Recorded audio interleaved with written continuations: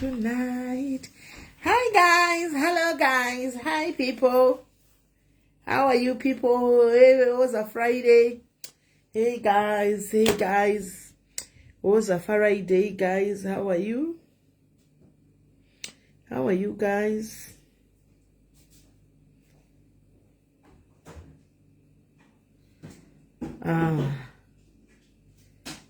How are you guys?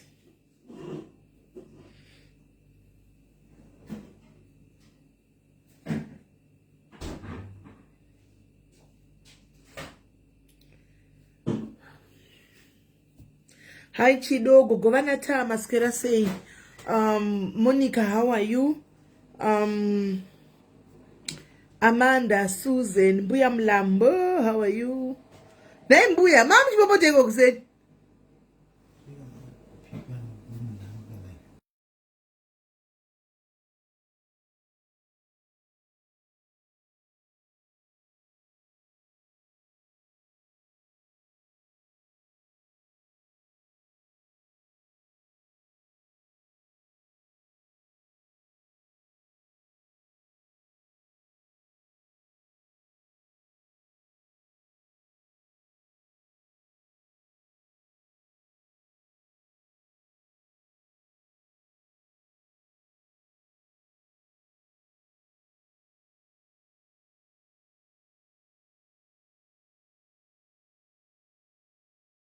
Right. Tirikwa Johnny Piri simeli tikukweva dovine straw. Ndokwa muri iri kuramba iri kufamba ningiri inonzi nyaya dzemaster party dzikaidzi zvokwadi pakaoma wedu pakaoma guys, pakaoma nyaya dzemaster parties. Hesi hidha zviri sei. Precious Chirwa, how are you? Anti my team muri sei se ndimapopota kuseni you win embuya mulambo kupenda udaro hanzi do 8:30 here itanguta ndio 8:30 yekuno one 8:30 zvozvi guys kumaita sezve 8:30 8:30 guys chibva imangoya mubva mashare live ndichitsvaga muridzi wenyaya anditika ifriday kanhasi saka ndanyatsoona kuti akondotadza nei kuita live ndikatiye live nhasi sezvo tine 2 days page ranga risipo ranga riri kumbogadzirwa richimbo upgrade richimbodididi saka tikati harikatimbofanaita malive saka guys tisati ndatanga kuita live yedu iyi guys kana paine munhu ari kuZimbabwe anziwana shora ndatozoakirawo zvepiya mulambo paya but anyway it's fine. I think yanga yameno zvaitika ndatozoakirawo kuti ndanombozati kuAfrica kune life chaidzo kuno vambonyanza kukupuwa here mbuya mulambo ngotona havazivi chokwadi havazivi tasingaziviwo takuziva right 1 hour aiwa pakaipa right. Chinzwai munzwe guys, kana paine munhu ari kuAfrica kuZimbabwe andika anogona zvema-events ndinokumbira kuti undibate kuseri. Kana uri munhu, thank you Christian, kana uri munhu anogara kuZimbabwe mudhayari andika unogona zvokuronga ma-events andika tikukumbirawo kwai ndakafita kusunga kuti kwaimboimbuta zvinambonifita 1 ndikukumbirawo guys kuti auye kuuya kuseri kana uri mudhayari wedu chaichai and uchiita zvema-events uri paZimbabwe. Pane event iri kuda kurongwa paZimbabwe nditika yediaries for next year saka ida kutanga kugadzirirwa iko zvino chihombe chinhu ichocho saka tikukumbira kana uripo unoita ma-events undibate kuseri ndokusanganisa ne-organizing team yacho mowirirana muchitaurana kuseri. Kana uripo please undibate uri paground kuAfrica. Yes Caroline, mainiki maswera sei. Yes Maria, then hanzi mukuta teguku hanzi uyai muwaipi kupi sleep kupi Sylvia unozati zvakangoma ndiri kutopinda izvozvo wena ndosana nditi 8:30 ndachizati kudrive kubva uko kusvika panapa at least 20-15 minutes 8:30 ndotanga live saka ndiri kutongomisawo zvakawanda nditombozvanzi kutombokwanisa kupinda kutongonzi unodada sho but ndingosipo animaona ndingositoripo kutongopinda izvozvi vaona nejaketi ndiritori apa here ndatongokurira ndikaisa apa here animaona right. Saka guys tine nyaya musakangane guys tine nyaya tinaye panapa toda kuti titaure anditika asi vanouya vachitaura vari kumiririra mwana ushu anditika vari kumirira mwana uyu babai panapa vari kuda kufamba kuri kuda pakamera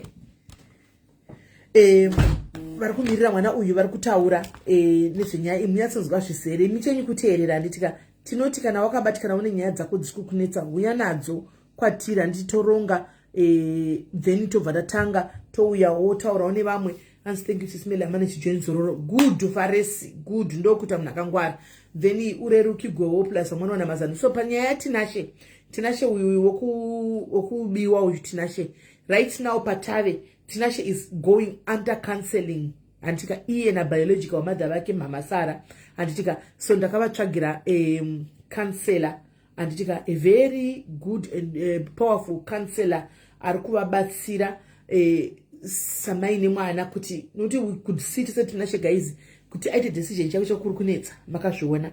So he needed counseling and all these zviro zvekumukanganisa brain. Saka as it is right now iye namam Sara vane counselor iri kuno kuUK kunoku iri kufamba navo zvatinokudza tinenge tinawo mapro bono counselors aya vari kufamba navo vachikanselana navo mbijana kusvikira kana pachita bondi kana pachita chii kuti akwanisa kuita decision akazvimiririra anomaona kwete kudzigwa kana kuti kudini. And also we managed to conduct the police andika tichibvunza kuti konya yakafanana neiyi andika hatikwanisi here kuti tivhure case yoita state versus iye. Polisi ikatitaurira kuti anditika i family matter anditi munhu anokwanisa kuvhura case chete ndimai vatinashe ndio vanokwanisa kuvhura case. Saka mai vatinashe vakaramba kuvhura case. Kana vakaramba kuvhura case kudaro hapana zvamunokwanisa kuita. Imi munenge muchivhura case makamira sanani. Hatikwanisi kuti daro asi dei ndabatikana muchitukirwa nyaya yamasimba magi usati kanga ndisati disturb wena tikutofamba mberi nenyaya mbuti zvimasti tichimbomirai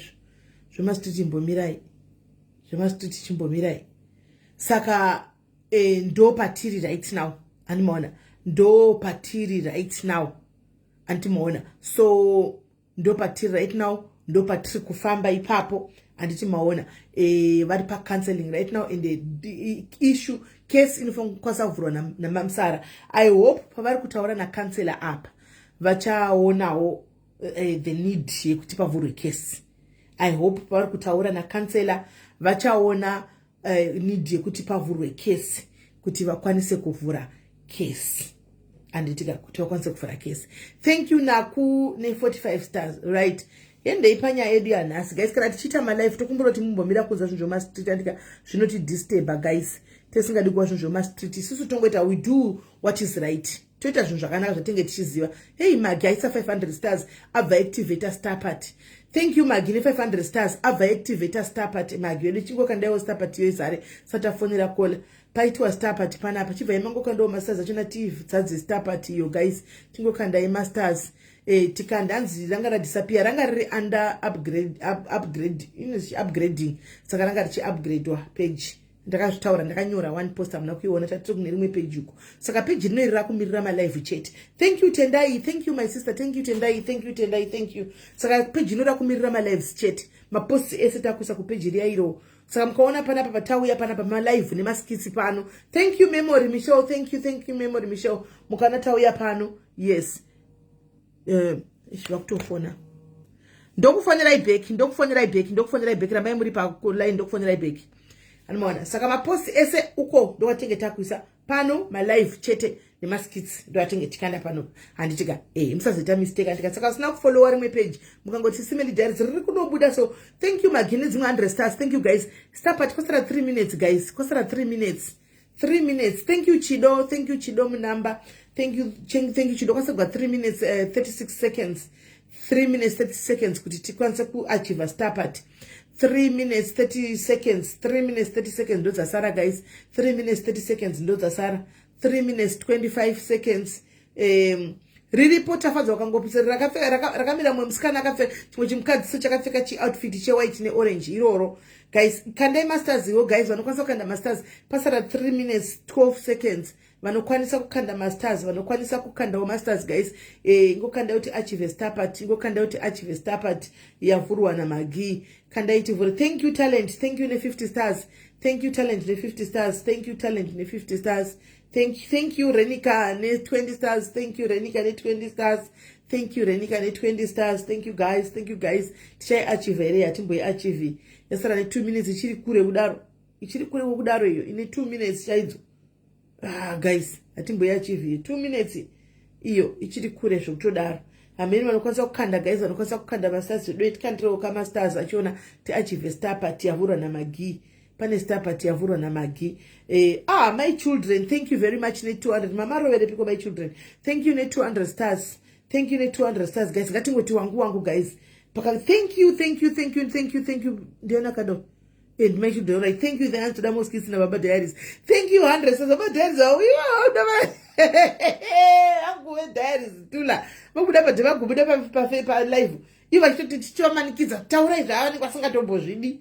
Amen. Kuda one day mitlolo chaitika amen. Can I guys just start going 1 minute 55 seconds? Thank you, Magines. Me 200 says guys. Pakuda mnanongo 2 waraka 1. Pata go 1 minute. Thank you. 250 stars. Thank you, Sharon. 250 May weekend. Pasha mnanongo 2 waguka 1 guys. Waguka 1 guys. Yang out of Zara. Pay 1 minute. Thank you, Natasha. 30 stars. Thank you. But I said here Zara guys. I said here Zara 1 minute 35 seconds. I said here Zara guys. Today battery. You have to 1 minute 29 seconds. 1 minute 29 seconds. 1 minute 29 seconds, guys. 1 minute 29 seconds. Mche battery. Meno. Mche battery. Meno. Guys. 1 minute 16. Thank you, Sisi Renika. 20 stars. Thank you. But mche battery. Meno. 1 minute 11 seconds. 1 minute 7 seconds. 1 minute 5 seconds. You get to start going.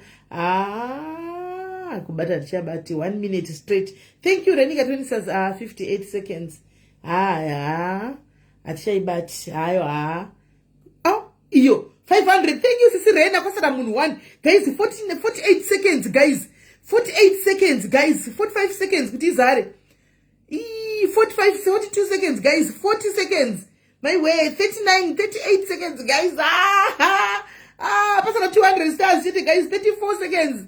30 seconds. Thank you, Renika, for 50 stars. Thank you, Sisi Ren. Pastor got 29. Yes, sir. Yes. Thank you. Yes, sir. Thank you, guys. Yes, sir. Thank you, Tendai. Yes, sir. Thank you, my Kiki. Thank you very much. Yes, sir. Thank you, guys. Thank you very much. Thank you. Right. Chance master surrender. Thank you, Rena. Thank you, Sisi Rena. Thank you, Sisi Winnie. Thank you, Sisi Winnie. Achieve yashika. Thank you, patience. Manga magudira. Yashika. Right. Regaiti pinde munya yedu yanasi. Tinzo kuti yakamira sei. Regaiti munya yedu yanasi.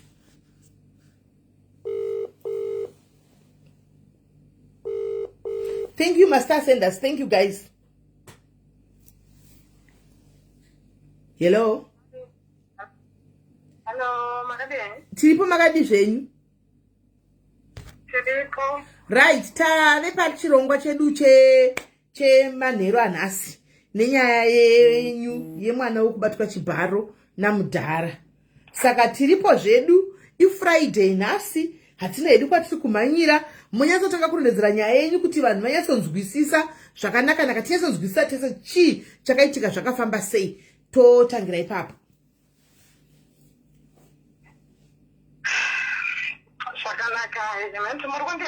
Tikukunzwai. Muri kunzwa here guys?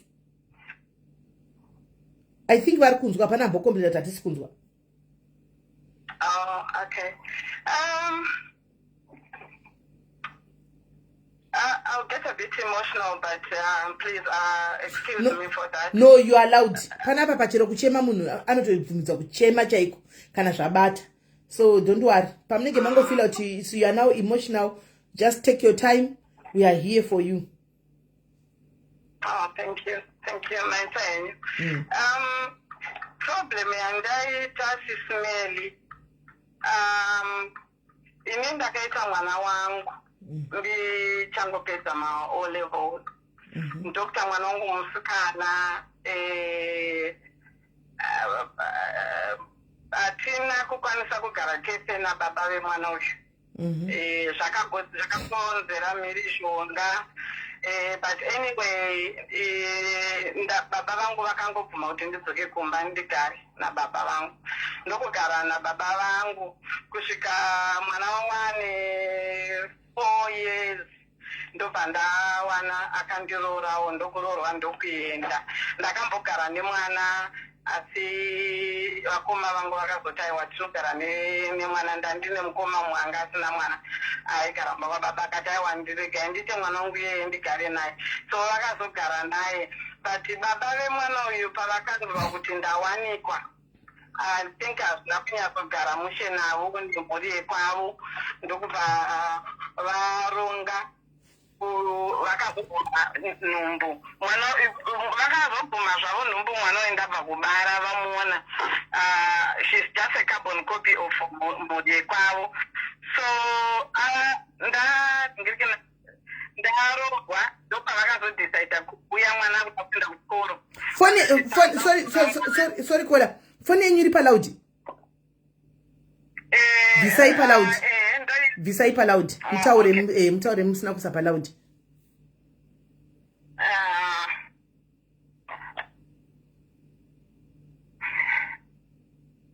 okay yes that's clear manje. Okay.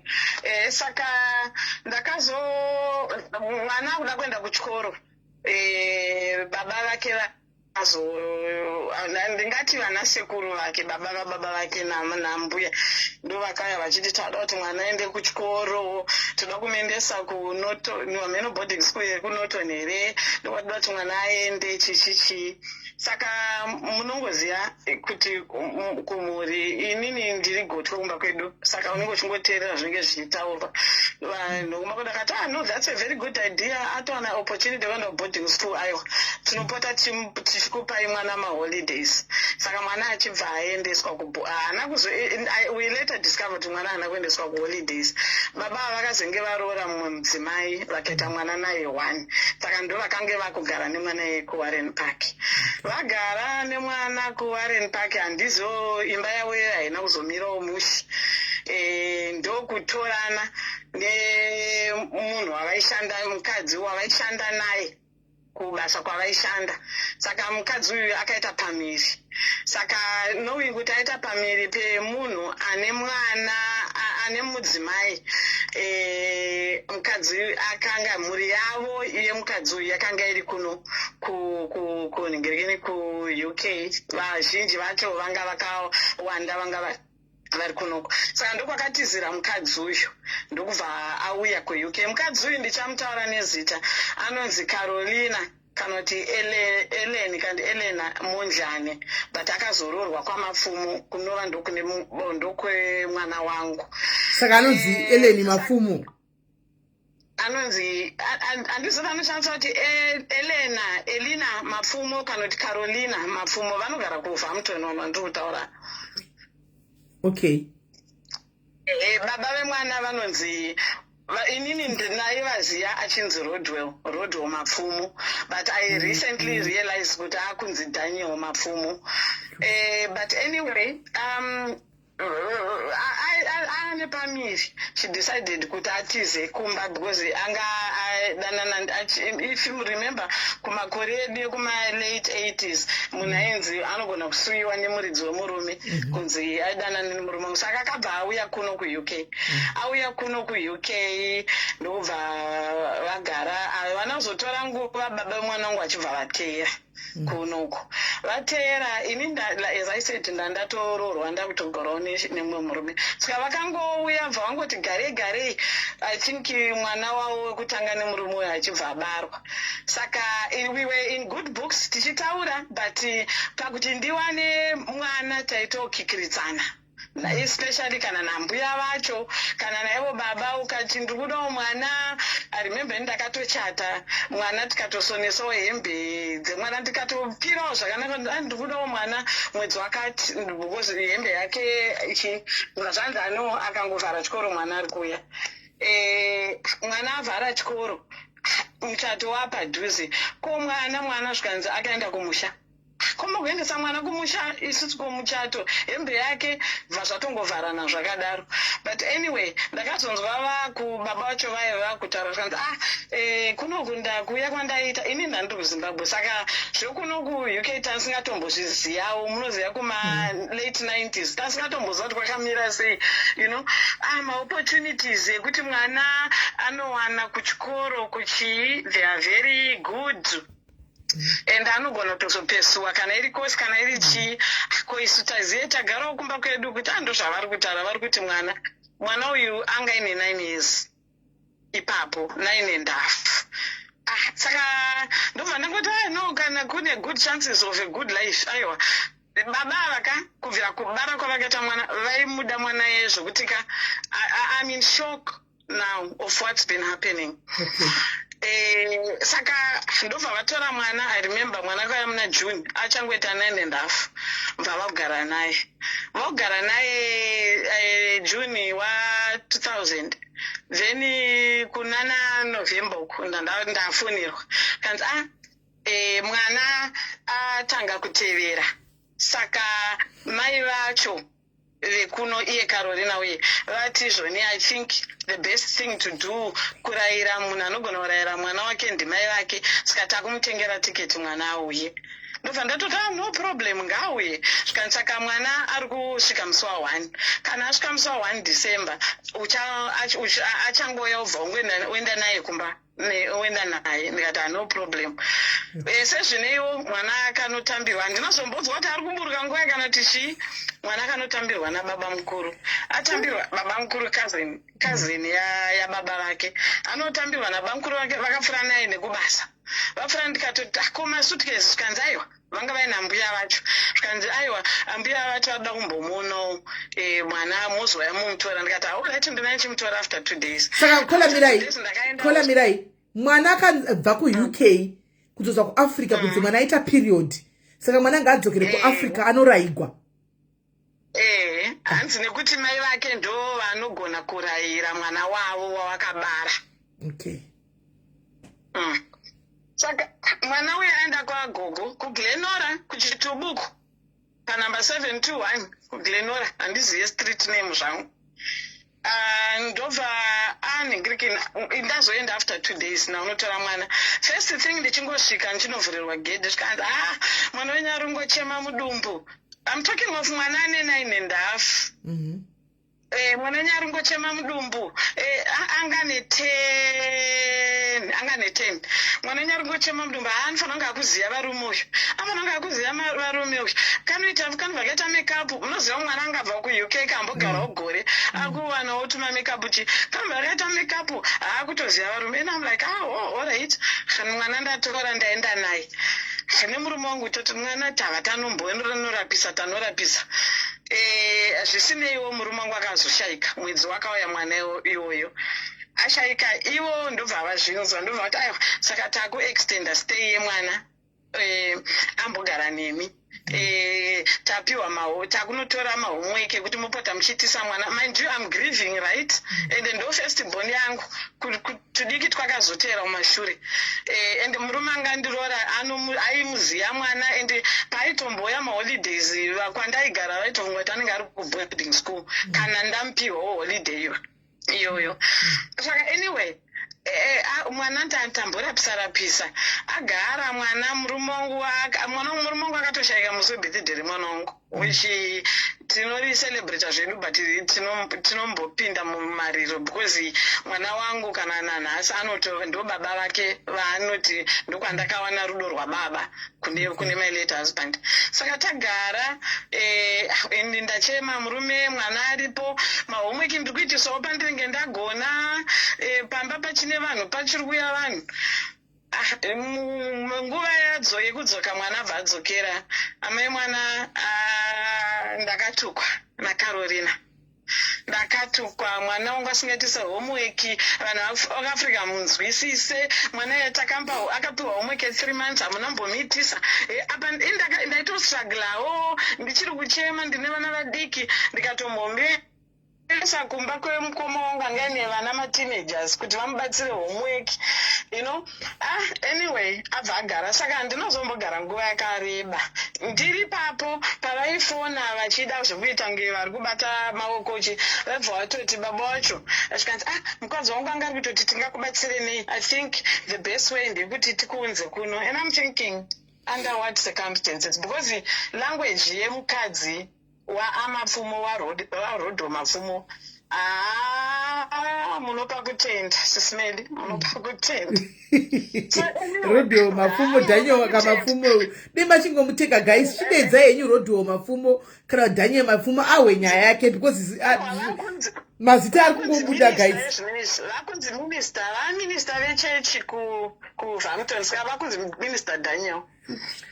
chidedze Minister Daniel guys vachingozvihwira nyaya yavo from ex-wife yavo because tapo zita ari kutodhutswa kwete zvekutamba fora kola vakadla chifumuro chingotodedza henyu Minister Rodha vauye Daniel vauye dai ndaiziva nhamba dzavo ndaivadaidza minister hatitozivi kuonana kwavakaita nemwana 2003 nanhasi havasati vakazodhumana kunhamo imwe nyaya iyo. So anyway, mwana uya adzoka, inini handinozombogara kumba because inini handine hama dzanga dziri kunoku. Vaona kuti afirwa vakati tomubatsira nezimbabwe inenge yakuda kuzonetsa, ndobva ndatorwa bva ndauya. Ipapo manje kana kuti ndingati chiko hangambomuti mainini because handina kugara nemurume wake. Ndinongotomuti Carolina kana kuti I don't know kuti akanzwa zvichimeta sei. Kuuya kwandakaita inini sekuru vangu vanga vaine mwana anga kaita head injuries. Saka vakatotora advantage yekuti paakubudiswa muhospital ndikuda kuti asakanganwe language yedu. Saka ndoda kuti mwana wehanzvadzi yangu auye, ndokuya kwandakaita. And saka ndaitogara naye. Ndikutaura mukomana aitombotivhurira dho because anga ane unoziva munhu akambobatwa musoro. Pamwe aitombotivhurira dho achiti ndiri kunzwa kuda mukadzi, right? But pakadaro ipapo ndavaudza vanhu vekuUhamilton kuti ndomagariro andakaita. Ndangoerekana pamwe mwana auya otofona ari kucoach station, ndiri kubasa. Uri kupi? Ndauya, ndakanzi makandikumbira. Ndakakukumbirai kupi? Saka takaita kaupenyu kekudaro. Ndichitorodza kuti ininika handisati ndatombonyatsobata kuti England inogarwa sei. And mind you, in 2001 kwankusina maZimbabwe semaitira taita. Mukomana iti ndoda bonde ndeupi? Ndoita kuti ndikozonyatsonarita zvakare kuvanhu. Mukomana iti ndoda bonde ndeupi? Mwana wamaya? Mwana kwandakasvikira inini. All right. Kwandakasvikira. Saka vakatotora advantage yekuti vandi-invite handiti using kuti mwana uyu vanga ari wemuno zvake akabarirwa kunoku dzo vabereki vanga vari kuZimbabwe. Saka vakatora advantage yekuti hatidi kuti akanganwe rudzi rwedu. Saka tikudawo munhu anobva kumusha wachapota achigara naye, kuita kunge support kuti vachitaura rudzi rwedu kuti asakanganwa because angambobatwa musoro nana chiremba paakaita problem yake yemusoro. So anyway, inini ava ndavaudza kuti ndomagariro andakaita kunoku handisandanyatsosetla. Saka kuti mwana ndimutore auye ndigare naye pano, tinombochinjanawo nevamwe nehama dzekwame vake patinoenda kubasa. Kana tese tisipo akasara naye munhu anotombotaura kuti ndiri kuda mukadzi, kana zvinhu zvangu zvaaraiti aiwa mwana ndinotora. Havanambozvinzwa. I remember the other time mwana akauya saizvozvo ndokubva ndafona sekuru vacho vanga variko vabva kuZimbabwe, vanga variko ikoko. Ndobva ndafona ndobva ndakumbira kutaura nasekuru, ndobva ndavanaretera zvikanzi aiwa inini ndakanzwa kuti makakumbira mwana. Ndikati aiwa magariro andakaita kunoka mwana handirambi, ndinomuda, asi magariro andakaita panapa kuti ndingobva pane vanhu vakandibatsira kuti ndibve kumba hazviite. Ndipei time, ndichamutora mwana wangu. Zvikanzi oraiti ndipei 30 minutes ndimbotaura navo. Ndomondifonera mufona palandline papapa. SIS MELLY ndakafona palandline. Mai vemba vanga vakagara pafoni. SIS MELLY kunze uku kune vanhu vane mukana makaumburudzwa. Inini ndinogona kutaura rafu, but I respect. Ukazoona ndakukutuka so kana ndakukudza rafu unenge wazonyatsopinda nemwenje munzira. But anyway, vakatukirira. Even musuna aitotaura kuti mama ndozviziva kuti vaikutukai vachikuti taurira mwana kuti wakayozohura.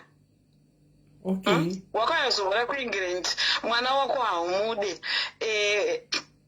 Muudze izvozvo ndiripo, haumude mwana yeye. Zvakaramba zvichiitika zvakawanda, but anyway ndinokupedzerai nguva.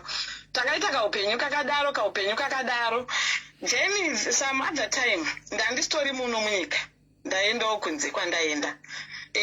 ndaimbobatsirwa kutarisa mwana kana angowispa like that neshamwari yangu ndototi shamwari handidi kuti mwana uyu aite sei auye kumba uko akawana chinomuwana mangwana inonhirina kwandiri saka aitomena kushamwari saka mwana akandifonera as usual ndauya uri kupi ini handisi muuk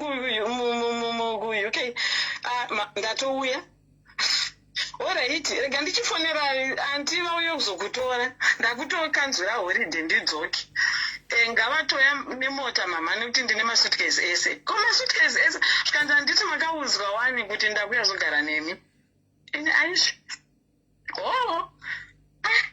ndobva ndafonera shamwari yangu bva anomutora bvainaumba ini ndoburuka pai ndaenda kumba kwaasawira mwana ariko kwaasawira sawira ndakati mwana urikoyo handisi kunyanya matauriro ari kuita nyaya dzake idzi ngatigare pasi nemwana ndokugara pasi nemwana SIS MELLY ndopane chikumbiro changu chandiri kuda kuti vanhu vandibatsirewo mwana uzamutoni kwamapfumoko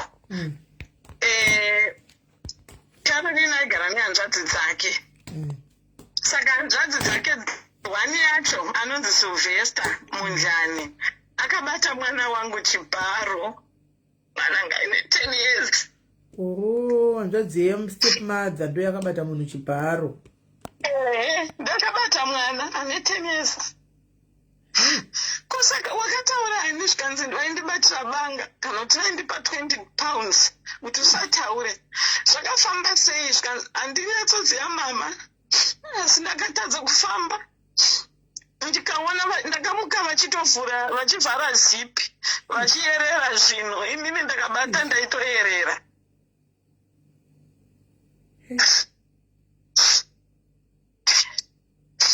ndikati saka uno ukatauzvanza ndina ndikati kopaukoya kuzimbabwe zvikanzi pandakaya kuzimbabwe ndaityanda handina because vaindityichidzira ndikati but still nyaya yangu yemudumbu ye mwana aingochema mudumbu achingochema mudumbu saka ndikazomendetsa kwadhokta ipapo pacho ndakugara naye ndomendesa kwadhokta ndobva dhokta azonditi imimi imbobudai muconsulting room ndobva ndabuda vandana panze ndobva asara nemwana ndobva azondidaidza mwana ndomanzi buda ndobva abuda ndobva ndadaidzwa zvikanzi mwana uyu akasiwa nechirwere achina kurapwa achina kurapwa saka kuita mwana pangu kunogona kutozomunetsa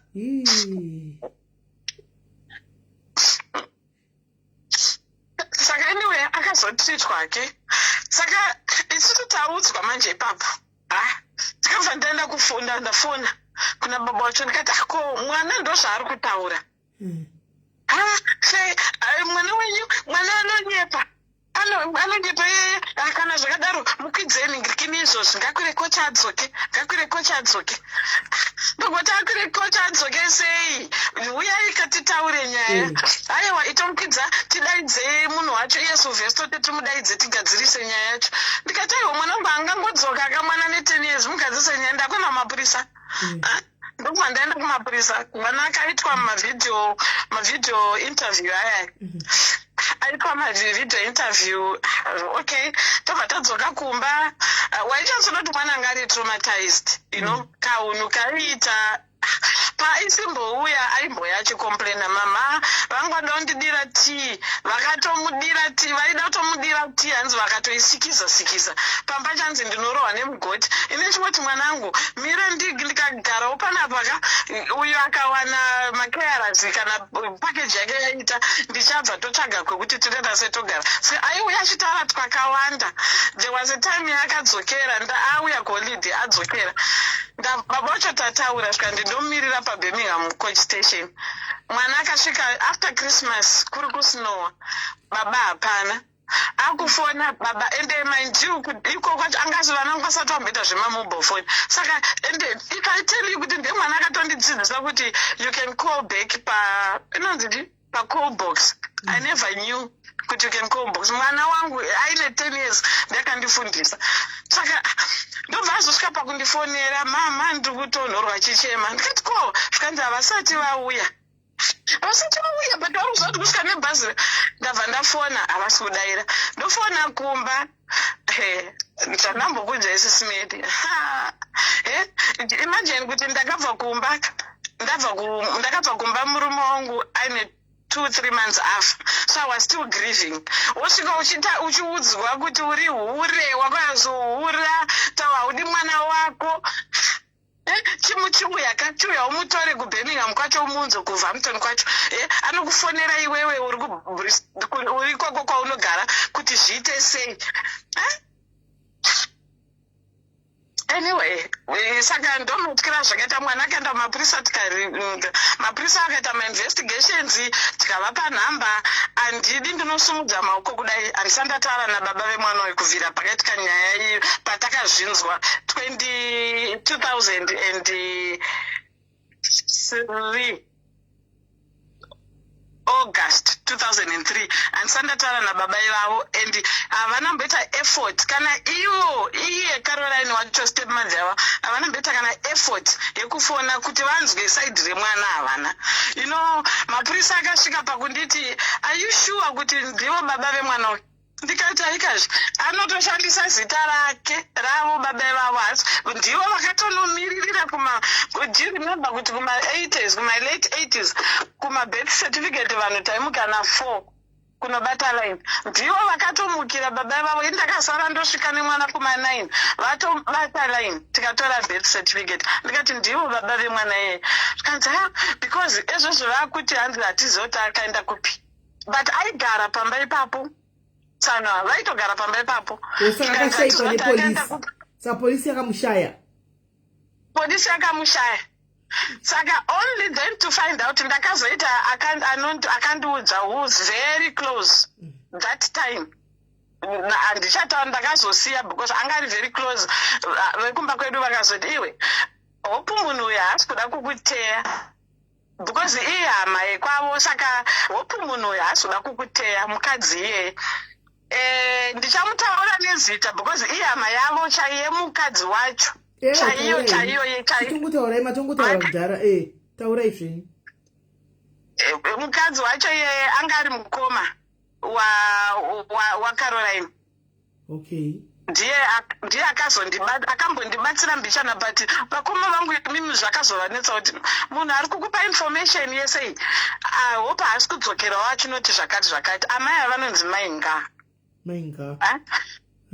Saka ndo vaitondudza kuti vaitoshapa kuti rodhinda vakapusa so Sylvester ngatoriko kumba kwavo. Pamwe like pane time yaakatombotenga motikari aigara ndofunga kuSlough here ameno because Sylvester akaenda paThames Valley University. Zvese izvo zvainformation ndaiudzwa namainga. Akatenga motikari neregistration number yemotikari iyoyo, this is kuma 2004. Nditori nayo nepaakatombogara mugembe yekanso yamainga yacho here, I don't know. Zvese ndanditori nayo ndichipa mapurisa vakaenda pakatengwa motikari, vakanzi motikari yakatotengwa zveshuwa ende yakatotorwa nezuro, but zita ramuri kuya nareri harisi riro zita remunhu akatora motikari. Mukomana weSylvester Monjani akachinja zita by deed poll. Alright. Akachinja zita. Sylvester angatori netumwe tunyaya mheno kumanesi ngomu kwaaisenza kwekuyamwisa chemberere amheno achiyamwisa chembere tunhu twake. Izvozvo ndaitozvudzwa naiwo amainga. Sylvester Monjani akatoitisa mwana, ane mwana nemwana wasekuru hanzvadzi yamai vavo yaakasiya aitisa kuZimbabwe uko. Saka mapurisa even up to now I'm tired. Ndakazovaudza about 5 months ago ndikati muri kudaro nokuti tiri vanhu vatema here. Dai anga ari murungu makatomubata kudhara. Sis Melly, I've tried. Ndichitotaurawo zvangu nemwana ndichitoti ndozvandakazomira akatoshandisa kuti mama makaita ndizvanzi ndakatozviitawo futi muna January kuenda through kumapurisa ndikanoda kuti ndimutsiridze vakanditi izvoni uyai nezita zita rake hatina kwatinoriwana namai ngavaiva ndakazosvika pakuti chii chavari kunyanyoda ndobva ndangozosiyana navo. And mwana zvaakazobudisa last week chakazoitika ndechekuti Sis Melly rega ndichisvika apa zvimwe zvaitika zvakawanda ndingakunyorerei bhuku. Last week ndaona nyaya yevana venantukudzi it triggered. Ezvinezvi ndakungoti kana ndikanzwa kana mwana anochema kana kuti I get so it triggers me. Saka ndakatora link ndobva ndatumidzira. Takambosangana nemunin'ina wababa kune imwe nhamo kuLondon. Yeumwe mwana pane vamwe baba mudiki vanonzi Roni vari kuAustralia. Saka mwana waRoni sekuru vake vakashayika kuLondon. Saka Roni anga kuAustralia. Saka ndakaenda kunhamo iyoyo ndichinosapotawo mwana wavo because anga akutamba nemwana wangu. Ndobva ndanodhumana nani nevamwe baba mudiki vanotera mushure marodhi vanonzi Michael asi vanhu vanongomuti Mika. Ndobva ndasangana ndobva vamboda kuti mwanangu akati kuti ndikuti baba zvinondinetsa because zvandakaitwa hapana akamboya achindibvunza kuti wakaitwei and to be honest with you no one kunze kwevamwe cousin brother yababa wacho vandakatoita appointment navo inini taenda kuZimbabwe tabva taenda kuVictoria Falls taakudzoka ndobva ndavadzwa tiri kutofura nemubulawayo because ndakanzwa taugara mubulawayo tiri kutofura nemubulawayo vanhu ava kuchizonzi ndinodzoka handisina kuvabata ivavo vakaita effort vakati hazvitomboita kuti mufure mubulawayo musina kundiona ndoda kuona mwana ndoda kunzwa kumwana ndiye munhu one pavanhu vese. Tikamira paservice station yekupedzisira takupinda kuti tidzoke kuHarare paservice station ipapo vakauya zveshuwa vakamuona vakati ufunge boko vari kutopenga and I'm thinking vari kupenga vachiti havazive kwaari. Anyway, saka ndakabva ndatumira baba mudiki Mika ava. Saka kunhamo kwatikambosangana vakabva kuti titaure nyaya iyi ndichauya kumba naiguru ndipei nhamba yenyu ndobva ndavapa phone number yangu. Saka phone number iyi yakangogara iri mumotika iri mufoni mangu. Saka ndaichi ndinomboiona zvangu ndomboona pandiri chimbodhilita mama contact. Saka ndobva ndakatumidzira link musi weFriday. Last Friday ndobva ndavatumidzira ndingati ndisvitsirewo kuna Roji naKaro muti it's now 23 years vari kufungei vari kuzvionawo here zvati havana ndobva ndakavati link iyi mboonewo zviri kuitwa zvakaitika vanava munditaurirewo Carolina naRodi kuti vari kufungei. Ndobva vandipindura vaitoti havo kuseka hanzi zvabva zvandifungisa nyaya yemwana wangu. Ndikati saka mundibvunzirewo kuti vari kufungei because tavapa time. Vakambosangana nemwana kunhamo hameno nhamo yakaitika up north uko vavasangana ndobva vamuti izvoni vakutomutongesa baba vacho kuti hanzi ndakarwadziwa hauna kundifonera vachindibata maoko amai vangu vakutaura mwana you know the door is always open you can come. Mwana akati are you for real? Just like that. Hanzi vabva vachema mwana achichi mwana obvious aitongochemawo kanyi nhunha dzake. Anyway, so baba mudiki vaiva ndobva ndasiyana navo ndobva ndikafunga kuti pamwe nyaya yedu ichaenderera habva zvatopera ndobva ndakafunga ndikati no I want closure. Sis Melly, mwana wangu needs closure. Mwana wangu at the moment she says mom I'm nearly on 75% of healing. But Sis Melly haisi nyaya yekuti mwana anongoheala just like that okanganwa ikanganwekwe.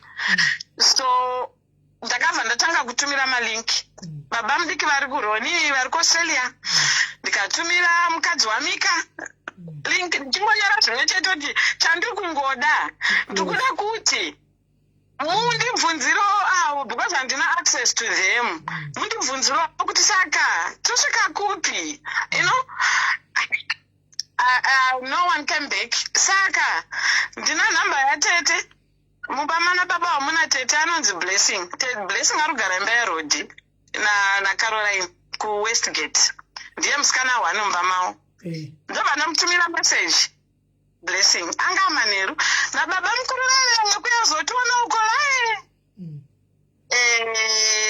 ndakazomuka ndine ansa makuseni zvichinzi natete manje zvikanzi ndiwe ningi amai vemwana wedu saka nhamba dzangu unenge utori nadzo zvako inga and I'm thinking ndabva ndavanyorera ndikati aiwa ka hamuna kupindura mubvunzo wangu asikanzi ndinodavira vazviona saka mamati vanangodaiyo thank you dzandanyarara baba mukuru vevaye vekubhulawayo kusangana navo ndobva vatoti inyaya yei ndobva ndangoti hamusikuziva hamusikuziva nyaya yacho ndikati aiwa mukabvunza mika ana mika nablessing vakuzviziva I think vachakudzai ndobva tamira takadaro isaturday kaiyo makuseni ndobva taswera mwoyo wakundirwadza manje kuti honestly vanhu ava vaimbosangana nemwana wangu voti tichauya totaura ndakambosangana navo vakachauya totaura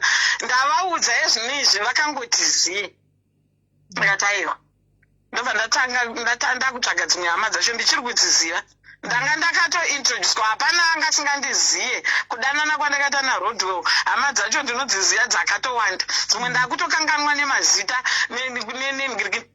maface but ndovaziva ndobva ndatanga kuvatsvaga vandatanga kukanda mameseji aya kuti ndimi muri close ndisvitsiraiwo meseji vari kuti kudii yange yasunday yange saturday hapana akaresponda amai guru amai nini mukadzi wamika akabva anditi ndichamutaura zita kana vasina kuacta akabva anditi hanzi I have no control yemapfumo family mukadzi uyu ane vana vasikana ndobva ndati obva ndangoti alright thank you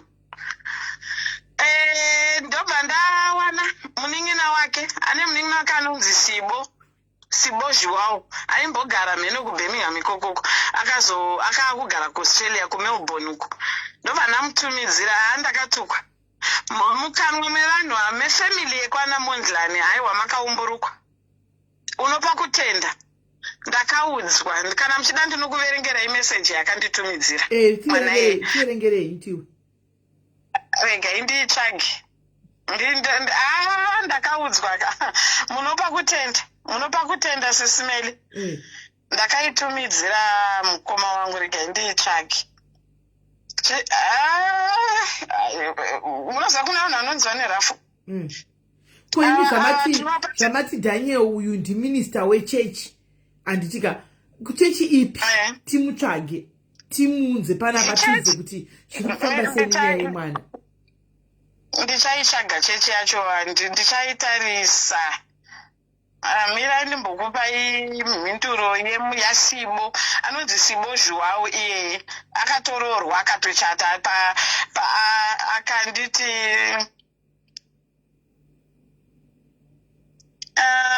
kweyakaendepi hanzi makateerera SIS MELLY takateerera ndisibo zhiwawo hanzi you are such a stupid uneducated woman. Why would you contact me, then in brackets, just a normal human being?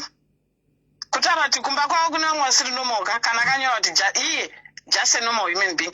If you feel my brother raped your daughter, please call 999 or 111 police crime stop. Stop contact me, just a normal civilian. This is serious allegations, so please stop wasting my time. Mwana is a big girl with a husband and a child. She knows what to do. 999 will get it in touch with police. As for Selma and Sandra Mtukuzu, who the hell are they? Just to update you, I am out on holiday with my handsome husband and my gorgeous son. So the rest is drama. Hope you have enough money to pay rent this month. Ndova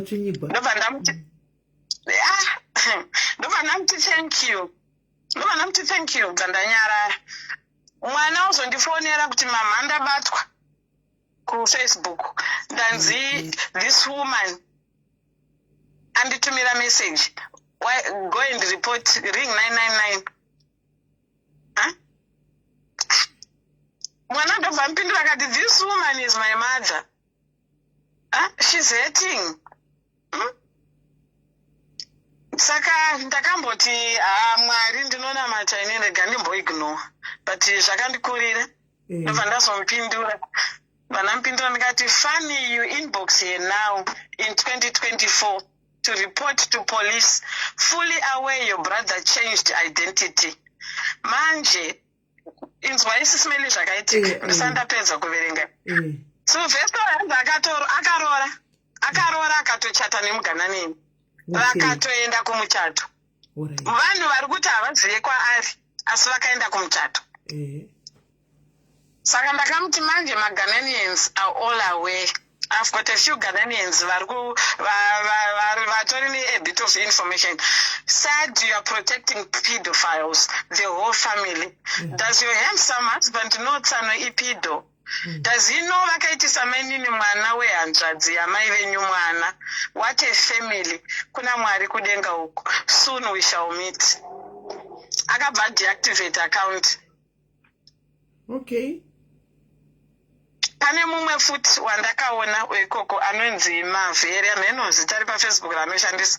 Ndakangomutumira those messages. Pandakazodzokera ndakuona uyu akabva deactivate our account.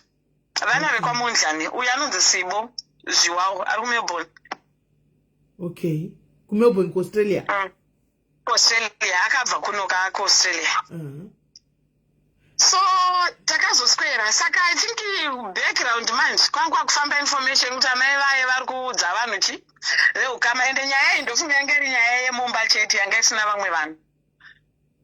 Ndobva kwataurwa kunzi vari kuudza vanhu.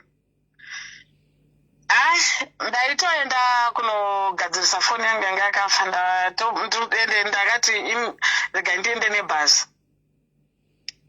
Ndobva ndafonerwa. Guess who called me? Roni ari kuAustralia naMika ari kuLeicester. Bva vandifonera zvikanzi maiguru munokwanisa kutaura ndikati excuse me zvinezvi zvekunditi maiguru ka I think zvakapfuura ndidaidzei nezita rangu. Vakundidaidza nezita rangu zvikanzi nyaya yemwana tanzwa ngoti vanhu makungotumidzira mameseji kuvanhu veukama nyaya yemwana tinoiziva tikutoshamisika because mwana akaonana nababa vake kunhamo yakaitika enda ndichitaura iyeyo vakatokumbirirana ruregerero baba vakachema mwana akachema saka isusu tatatongomirira kuti tinzwe kumwana kuti what's the way forward kuti atange kuwirirana nababa vake vataudzane nababa vake. And ndakati you guys are you for real? Kungotanga kudakidza to me you think it's easy for mwana wangu. Mwana wangu has been going counseling once I think a fortnight from when she was 17. She's now 34. Anoenda counseling. She's paying this for herself. Hakuna kana baba wake kana tishi. Ndikati you think it's ndakatovati you think it's a walkover. Zvikanzi nekuti taona muri kuisa link yepa Facebook. So we are just thinking kuti mukada kuenda pa social media that will make you stoop so low. Ndovandati you know what guys, I respected you and I still respect you and the end of social media. I just want us to iron out kana because vakazingandisaka murudoti zviitwe sei ndikati I think for us to get closure and kuti tizogara pasi tichitara nemi tangai masungisa Sylvester. Because they know where Sylvester is. Up to now, if they were not guilty Sylvester, knowing Sylvester aimbotumira mwana wangu message. Mwana akatombokanganisika kuuniversity kwaangari akadzoka pamba akagara 7 months. Ndina afeira Sylvester amutumidzira message and I printed those. Ndinotenda Mwari kuti ndofunga vaindirakidza kuti kumberi uko kuchazoitika zvakati. 2000 iyo yakauya mwana Carolina mwana mwana mudikangane 9 years abva akanganwa kuloga off email. Carolina abva apinda mwana aitaura kuti mama handisina mabhurugwa chakati Carolina abva haana kutora email yangu SIS MELLY akatora ndine mukoma wangu mukuru rumba medu mukoma wangu ndimai vedu vakanyarara zvokuti hasi munhu wokuti unotaura mashoko andaitaurirwa naCaro. Caro akavatuka. Ndinayo email ya 2011 vakangondifowadhira zvikanzi hoona zvandatumidzirwa izvi. Saka paperwork zvese Sylvester aitumira mwana wangu message because mwana wangu was still a child. Saka anga chiri inbox nevana vekwana Mondani wacho kwaaigara kakavaiziya. Sylvester used to go into their accounts achimutumidzira vile. Imwe yacho atumidzira baba mudikironi. Ndakamudza ndikati mwana wangu dai watanga wandirakidza. Haisi language yekuti ungatumire baba vako ndi baba mudikasi haisi. That's how vile these people were. And these people are. Saka zvadaro ndavaudzwa kuti you know what, I'm not gonna go on social media. Ndikuda kuti tigadzirisane tega. Ndaenda kukwamudzi kuti mungoona zvikanzi it's what I know nezvekubatwa kwemwana. Zvekuti aiabuswa. Ndikati okay, kana mwana aikwidzwa aine 11 years kubva kuVampton achiunzwa kunoku mabhazi mairi aisi abuse here yege. Ndikati mwana wangu zvidya izvi akanga kasingataura manje aine 7 years hanzi akapisa poto achiri kuZimbabwe. Hanzi akapisa poto yemavegetable achibika muriwo chikafu chevanhu vepamba ipapo. Akapisa poto aenda kunotamba kuroad ikatsva ane mamax ebhandi akarohwa nekusimbi kwebhandi nasekuru vake. Ndikasaka ita abuse. Kumba ikoko ainzi ndaigogodzwa nemugoti patii akanzi vaindisikiza ndokupisa netii. Saka inini pandiri kutaura navo apa SIS MELLY pandiri kutaura navo ana baba mudikava mwana akutaura nemukoma wangu pafoni. Zvikanzi inini handisi kuda kuva involved because I'm healing. I am healing my guru. Asi ndinoti mama, if she wants closure for myself and for her, tikuda kuti Sylvester asungwe. Asi zvandisina kukuudzai, handina kumboudza munhu, handina kumboudza anyone. Chisango akati chifuti. Caroline, amainga vakambodanana hanzi nemukaradhi handimuzive. Ndokurambana nemukaradhi uye ndokumudzinga pavaigara. Mukaradhi uye Caroline kana kuti vaida kubatsirwa renti here amheno kwakumutora adzingwa nasisi vake kwakumutora kuti vagare naye mukaradhi uyu. Vakugara naye mukaradhi. Vaienda kumanaiti. Vosiya mwana wangu ane 10 years kuti abebisite chining'ina chakabarwa icho. Vomusiya nemurume iyeye. Murume uyu ndokubata mwana achimudzidzisa achimudyisa achimuita zvinhu saka murume akatoguruma mwana akatozosara obatwa atogurumwa nemukaradhi yeye. Inini vaindipa ndaitaura navo ndiri kuZimbabwe zvangonzi mwana wako ane musikanzwa anofona ndandisingazive kuti ma091 mapremium numbers anzi anofona mapremium numbers pakati peusiku achitsvaga varume ana muchinge 10 years. Saka ndakangoti pamwe ndoingirend yacho yakamupandutsa zvoti pandakatoyaka mwana aingoti akaita kamusikanzwa I need to confess. Aingoti akaita kamusikanzwa ndototi ndosakawakaziva varume uri mwana mudiki ndakukutuka nezvandainzwa nani nastepmad. Saka ndakazoti manje ndikuti kana mwana aidhala 0913 memekutsvaga varume midnight, ivo vanga vari kupi? Ivo vanga ndokuzotoziva, ndakatozozviziva kuti saka mwana vakatomutora. Ini ndakanzi mwana kune good education, kune zvakati zvakati, vakatotora mwana kuti aite child care, ivo vachienda kumanights. Obvious. Vachienda kumanights ndopavaimusiya nemurume iyeye kuti baba achimubata murumeyo achimwanza aimudyisa. Imagine mwana ane 10 years. Saka izvi ndakatoinzwa muswe Sonde rakapera muswe Saturday, because isisokakamubvunza kuti ko waidi kutaura zvikanzi meguru I'm healing, and at that time I used to think it's normal. And then ndandisingadi kupa mama pressure. And then because ndandisingaziva futi zvekunokuka, ndatozouya ndatozoitawo 2-3 years ndopa ndikatanga kutoti bengeno ndakuziva kuti England yakadai. Saka ava vabva pafoni ndopa ndakazongotumira baba mudiki vaemika vai ndikati zvimwe zvandanzwa izvi. Ndobva vangoti saka muda kuti tiite sei, ndikati ndakuudza kuti titaure. Vakati hanzi muda kuti tiite sei, asi tatofunga kuti titaure. Hanzi it looks like mwana is not yet ready to talk. Ndikati mwana wangu akatoti haasi kuda kugara nemi, muchagara neni because mwana is in the process yehealing. Saka kuti adzokere titange kumubvunza zvakaitika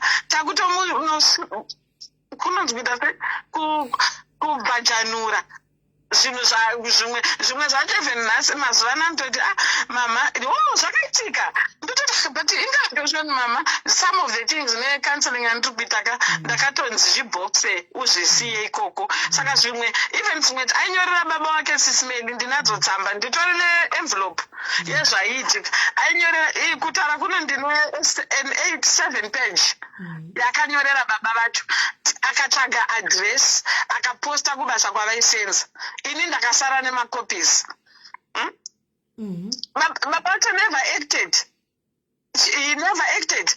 Visa rake rakupera, inini ndane rangu visa. Ndikatoti rega tibvunze kakuti chiti passport mwana vakaramba nayo.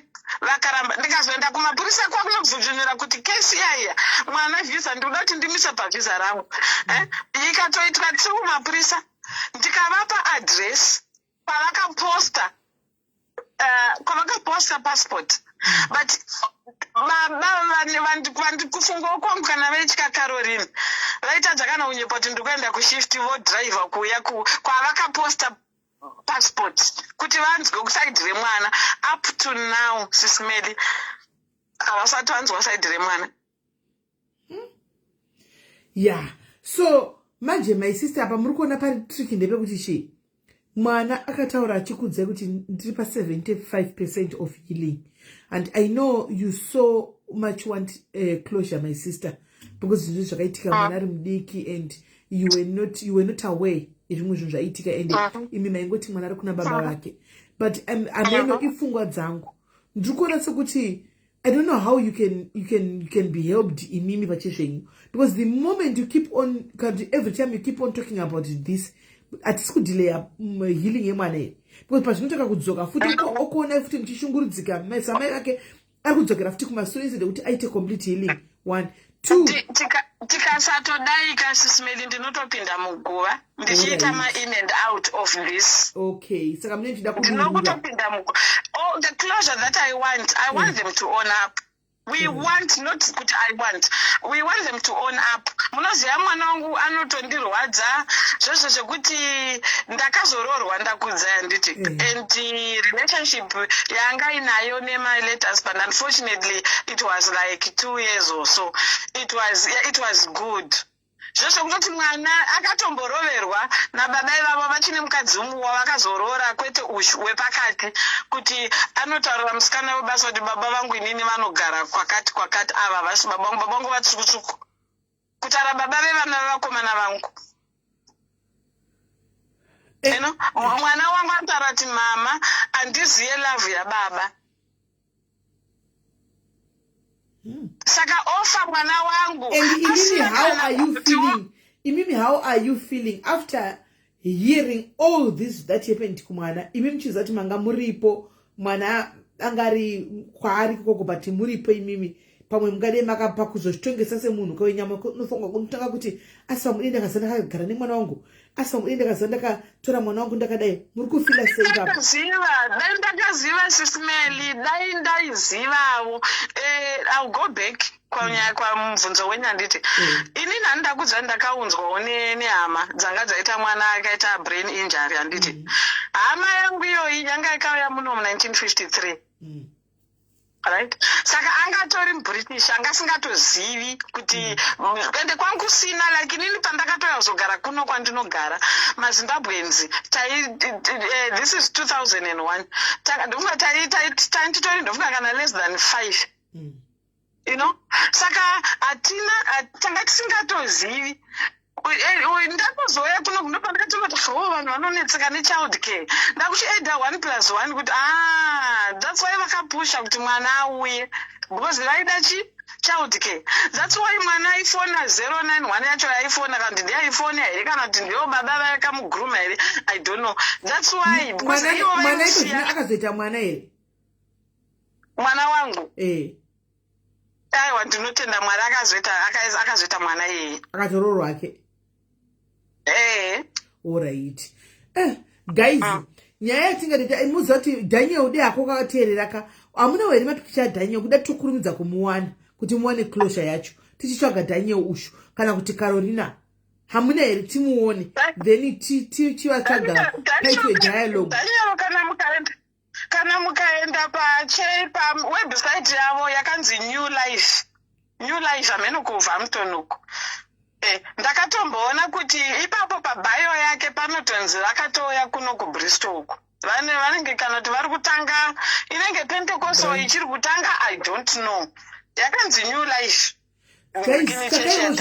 guys tu vanomhanya kutsvaga kuNew Life uko guys kuNew Life uko kuti tiwane Daniel I think ndokuti mai ava vawane closure zvese nemwana otherwise havapori tikawana Daniel guys amufundise ava angatinetsi kutaura navo then we speak to Daniel kuti vagare pasina mai ava ndimai vevanhu vemwana wake inonzi New Life Worldwide New Life Worldwide guys pindai nadzina foni imwe ndo yavana iri nderitsvaga tsvagai New Life Worldwide SIS MELLY, I wanted this to be nyaya inongopera taurirana vouya voti asungwa and then kana kuchinzi kunogarwa pasi baba vangu vakasvika pakufa mwana muzukuru wavo asina Daniel Mapfumo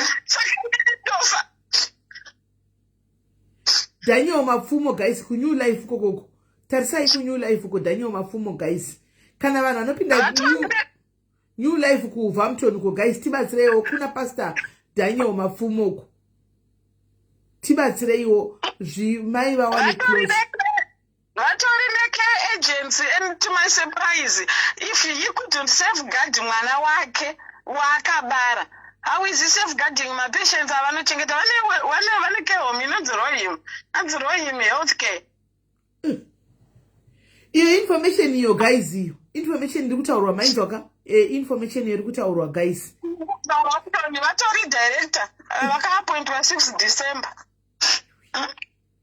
nai guys hapana here anoziva nzvadzii titaura navo kuseri vagare pasi because this woman is hating guys handina nhamba nditorina kana nhamba yavo munozodai angaine pamwe nhamba yavo but zvaiitika zvacho ndaiti ndikafona Karo aindifonera achipopota kuti uri kuda murume wangu ingotaura ingoti uri hure iwewe hure hure repati sisi murume wangu akafa ndikauya ndikagara munomu ndiri single ndikagara vana ndikazogara navo vana vangu tu vakauya ndikazororwa ndakatororwa ndakatogara zvakatonaka zvandikutaurirwa zvonzi ndine handsome husband izvo ndakatoseka zvangu nditori nebasa ori kuti ndinotonzi professional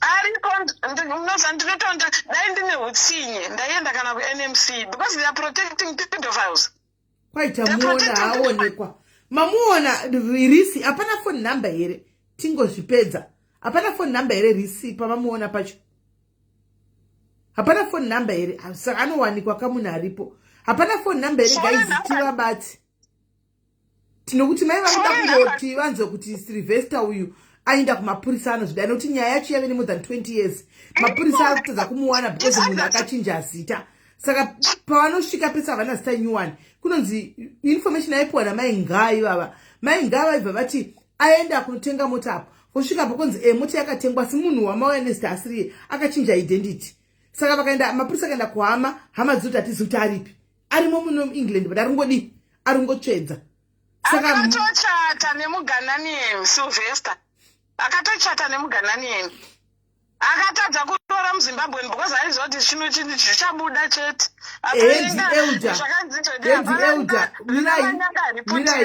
hendi elder Jacob Ebrahim pava paiswa namba Sinali ndakazovafonera vanhu ivava vasande vakati zvoni ndakati hanzi we are not trained to do anything ndikati no handisi vati mumugarise pasi mumutongesa ndiri kuda kuti mumudze kuti zvanzi namai vemwana wako wekutanga just do the right thing report your tsano zvamakatobva kwese kukoko muchinoripota naijesu wangu and up to now to this day today no one mukamuningira kake kamwe kacho kaakambogara nako kamwana karoni ndakakaona pafacebook ndikamukatumira message akana kuresponda kamwe kamuningira kacho kakazoitwa after mwana wangu kariko ndakakatumira message ise message yelink yana mutukudzi akana kuresponda chitai so mirai ndikudoredze 2 minutes timbofona namba idzo timbotaura navo kuti vatipe Daniel usho muri kudzifambira mirai tione havakutozvinoti vakandirambira vakanditi hanzi okay tichagara naye pasi tomudza kuti wati wewe do the right thing but isisu ndo zvatinokwanisa kuita chete ndikabva ndati allright so inini was expecting kuti kana vari vanhu vechechi vagara naye pasi pamwe vakagara naye pasi I was expecting kuti achati ndoda kutaura newe ndoda kudai no nothing chiregai timbovanzwa sezvo zvava kusocial media chiregai timbovanzwa imi munenge makateerera ndichi then ndokudzosai kana tapedza kuvafonera allright guys tine basa pano regai tichofona nhamba dzaelder Jacob idzo nhasi tikasatukwa zvedu naelder Jacob zvakaoma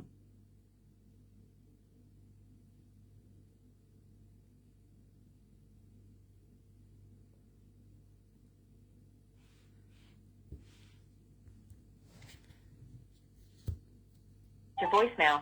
The person you're trying to reach is not available. At the asivawa kuti tiri pano vakadzima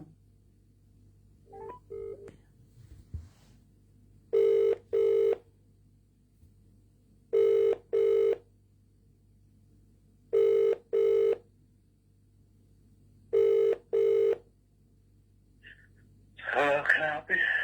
Hi, good evening. How are you? Oh, good evening. Who am I speaking to? You're speaking to SIS MELLY Diary. Sorry to wake you up. SIS MELLY? Yes, I guess you don't know me. Okay, my brother. Sorry to interrupt you or to disturb you. I'm from the social media, right?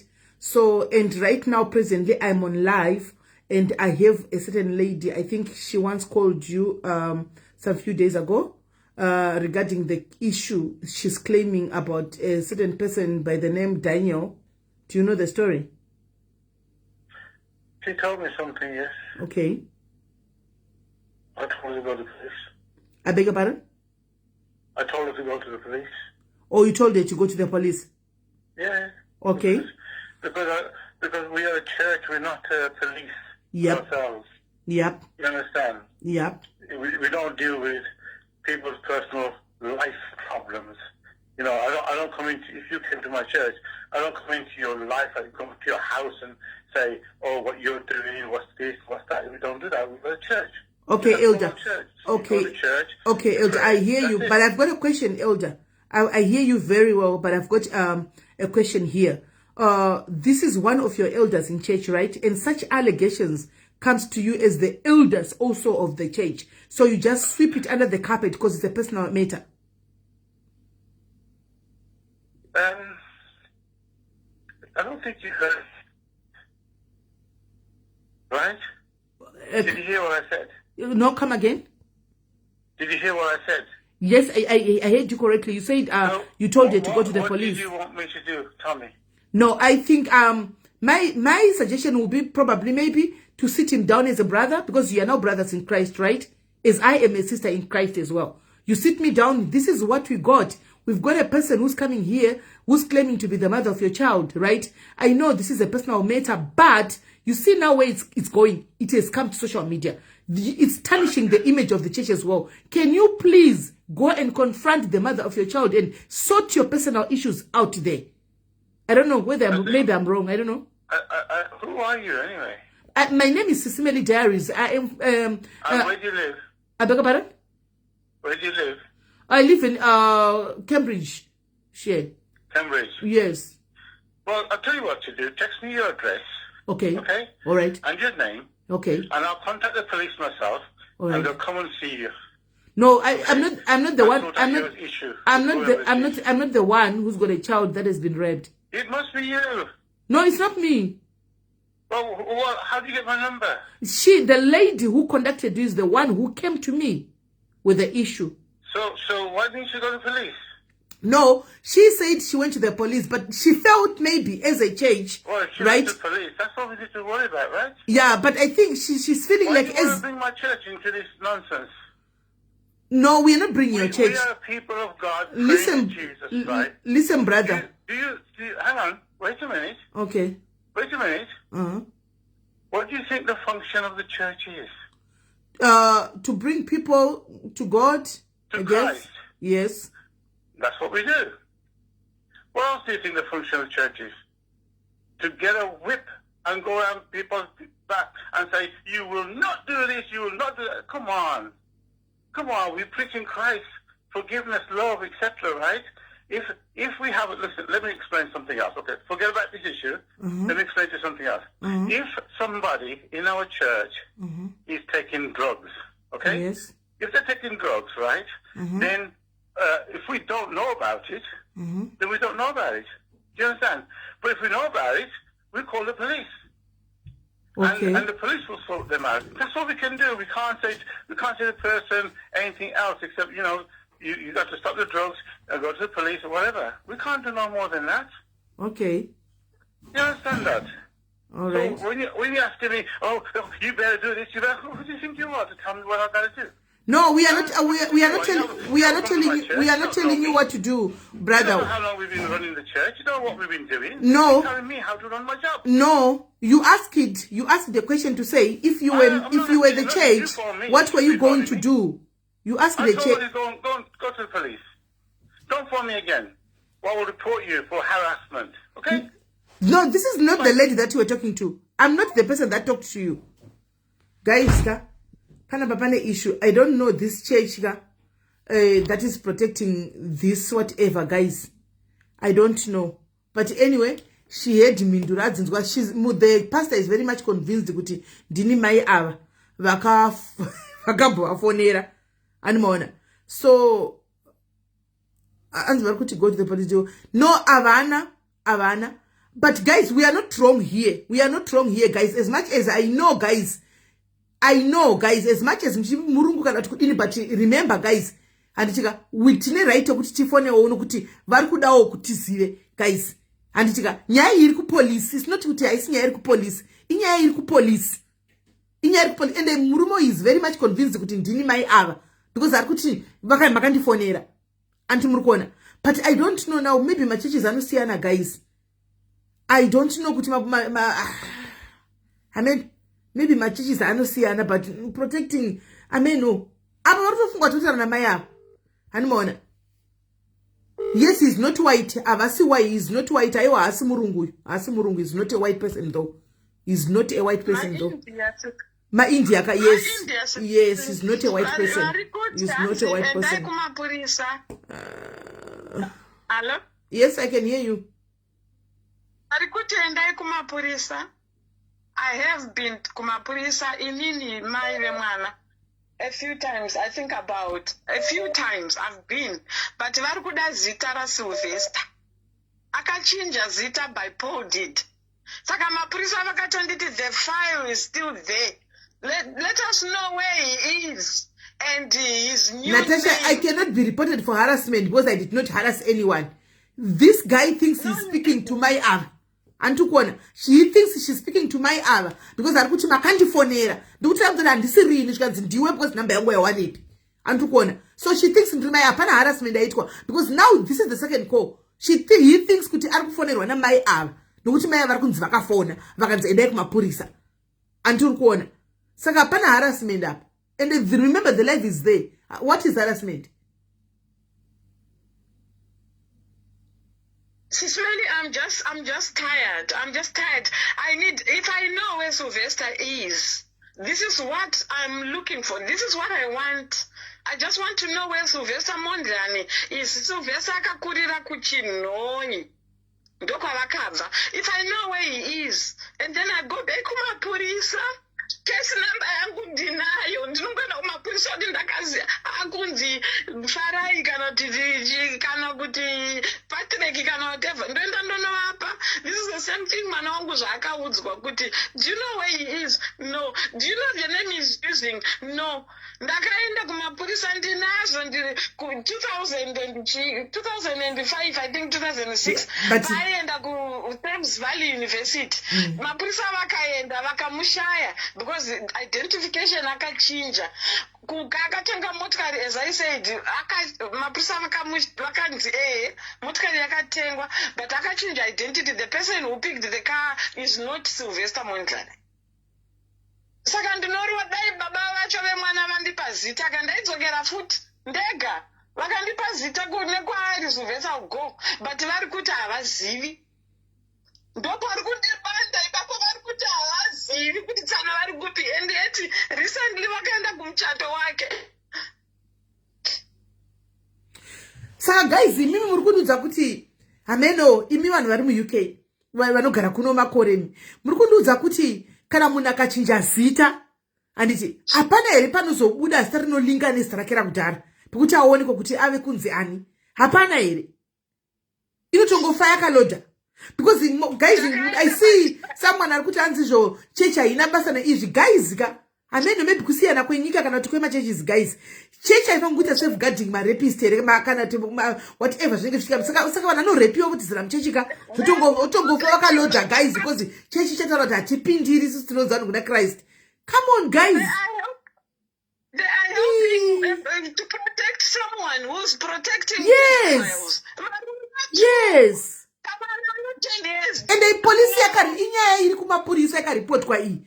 It's a reported matter. Haisi nyaya kuti mai ava nakuripota. Ine 20 years iri kupolisi vachiifambira mai ava. Haisi nyaya nyuwani guys. Saka mapurisa anenge achiti ngakuprotect a rapist here kana kuti pedophile guys.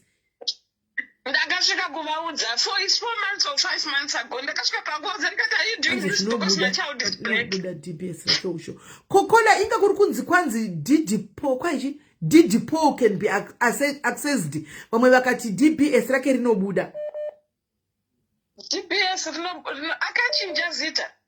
Vanhu vari kuti kwanzi rinobuda. Anditi ndingatozvinyora pasi ndoona hanzi chinobuda chii.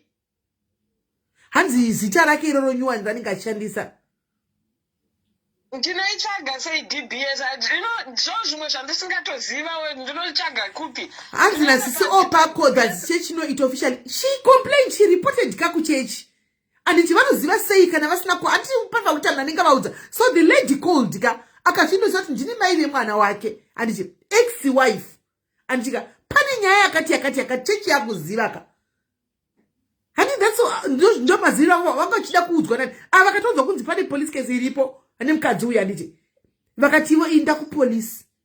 Vaudzwa kuti kune police vakadzokera ku police ati chimbasa iroro pana tipindiri ma personal issues evanhu. And andina kumbovati solvai aiwa. Ndakavati ndiri kuda kuti mumuudze kuti zvanzi. Can you report? Andina mbotigara naye pasi mumutongesa. Ndakatovaudza. Because I want, and because ndataura nevaning'ina vake, ndataura nditori nemumwe muning'ina akatozombondipindura nezuro.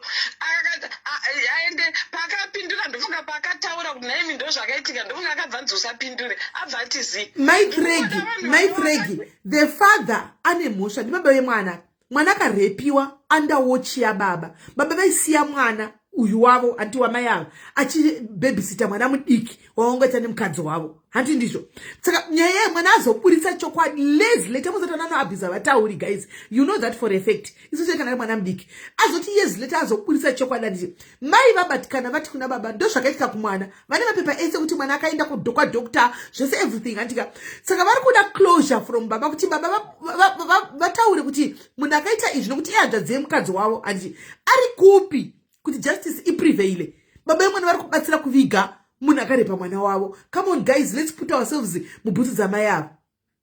Let's put yourselves mubhutsu dzamai ava guys. Kana ndimi wenyu tingataura zvimwe but ngatinyatsofungai guys. Ngatinyatsoisaiga guys. Onai mai ava vaigara kuAfrica nemwana wavo anditi baba vachita kunge vari kuda mwana vatomutotsa birth and everything. Baba vanga vakauya kuEurope kudhara. Baba vakati kuna mai andi kune ma-opportunities evana. Ndiana ari kuAfrica singandoti mwana akaende kuEurope guys. Taurai chokwadi guys, vamwe takatorelocata kusiya dzimba dzedu nelife dzedu kuya kuno kuti vana vachive life yakanaka. Vakapaka baba vemwana chiti baba varoda mwana wavo vari kunogara nemwana. Mwana arepiwa zvese zvamanzwa zvimwe zvataurika zvese zvipakatizvi. Hanimaona. Now mai vangu vasingazivi anything. Chokwadi chazobuda years later. Mai vakutsvaga closure. Andimaona. Mai vakutsvaga closure munhu akachinja. Baba vemwana vangu vakatobata Sylvester uyu. Vakamisa kumapurisa. Vari kubatsira kuviga rapist yakari pa mwana wava ne 9 years guys. Kana ndimiwo ngatingozvise mbutsu mavo 5 minutes chete. Ngatingozvise mbutsu mavo 5 minutes chete. Baba murume wako baba vemwana wako mwana wako orepiwa mwana musikana 9 years. Baba vemwana wako vobatsira kuvigiridza mondi nekuda kwemukadzi. Nekuda kwemukadzi votobatsira kuviga kuti atichaziva. Vanoziva kaenda kumuchato akachita nemugaraneni. Andimona vanoziva. But simply because zvakatika kumwana wemukadzi wakasiyana naye havasi kuda kuzvipindira. I can feel pain yemukadzi uyu guys. Hanzi natafadzwa. Yes, tafadzwa, I understand. But remember, she's looking for closure. And we can't just sweep it under the carpet. Anditi, mukadzi mukuru kudai kuya kuzochemera pavanhu. Mai ava vasi mwana mudiki guys. Vanotori mukuru nekwandiri. Mai ava vari kutaura. Ivoice chete. But vanotori munhu mukuru nekwandiri inini. Vanotori munhu mukuru. Andimona. Vanotori munhu mukuru kwandiri. Ukaona mai vakuru vakadai se vane mwana ne 34, 33 years. Vakuuya pajekerere. It's not easy guys. Vaexpose mwana wavo kapa. Kuti mwana wangu akatorepiwa ane 9 years. It's not easy guys. It's not easy. Vachaura zvese vakasvika pakudropa mazita kutaridza kuti vatori munhu ari bitter zvokudaro. Vatori emotional zvokutodaro.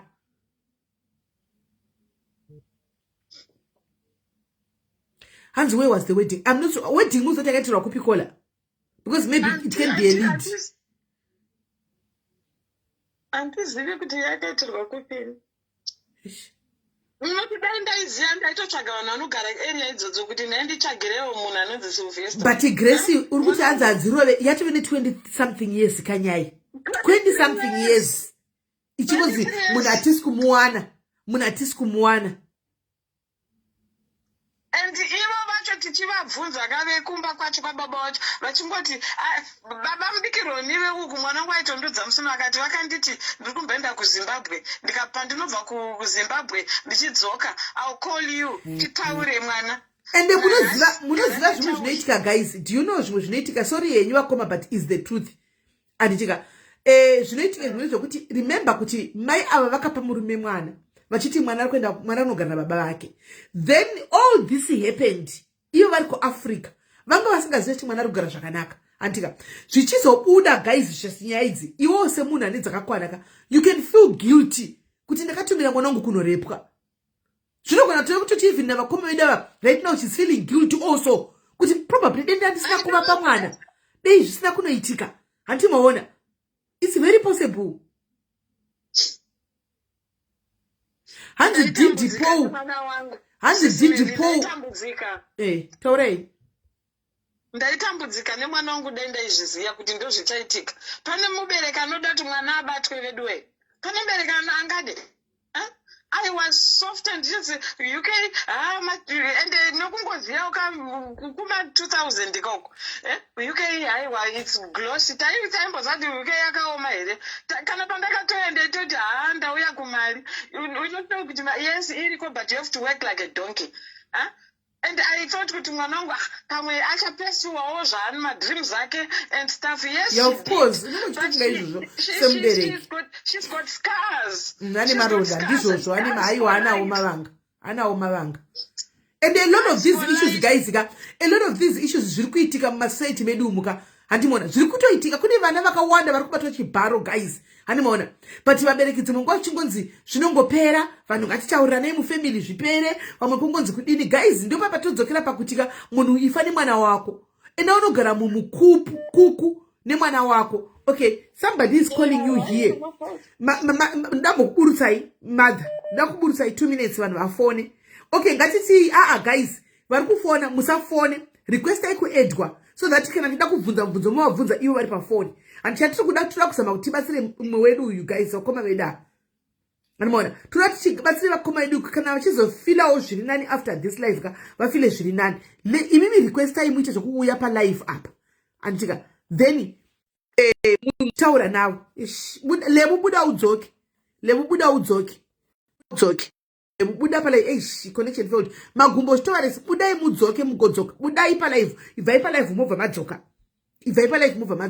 ndikwanisa kuedai budai pa live guys zvinoradza izvo unongosikazivi mwana achito abuse mai mwana 9 years achidliswa zvinhu mai mwana 9 years vachigurumiwa iwo hauzive chinhu kuti mwana wangu ari kuwana good life kwaari and right now ivo pano padiaries patiri 630 apa handimona kune vabereki vanotori nevana vari kuitwa izvi but vabereki havasi kuziva vamwe vari kuzviziva vari kutira kushirida nyaya idzi kuti vana it's wrong guys speak out buritsai nyaya dzevana idzi dzitaugwe guys it's wrong maronda evana masikazi evana haperi honai kuti nyaya yemwana rini nanhasi ari kuti ndiri pa 75% of healing maronda I'm trying to aid you levo kana wakukwira ndozoedha magumbo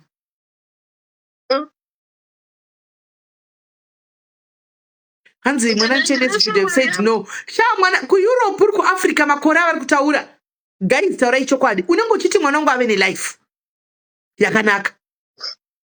Sometimes let's be real guys.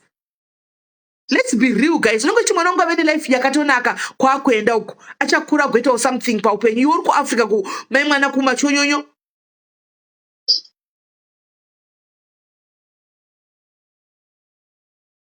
Ndikuti kuedha level amenotisha inoita. I'm trying to irutoti adding one kwe uri comment section ndiri kuti adding one up. Let me try again.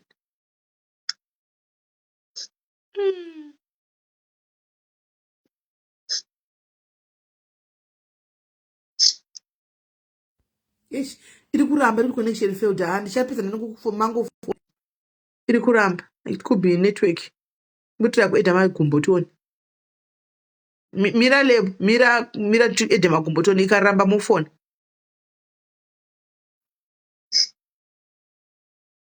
Right. Rega ndikuedhe pakoli yavari papa levo.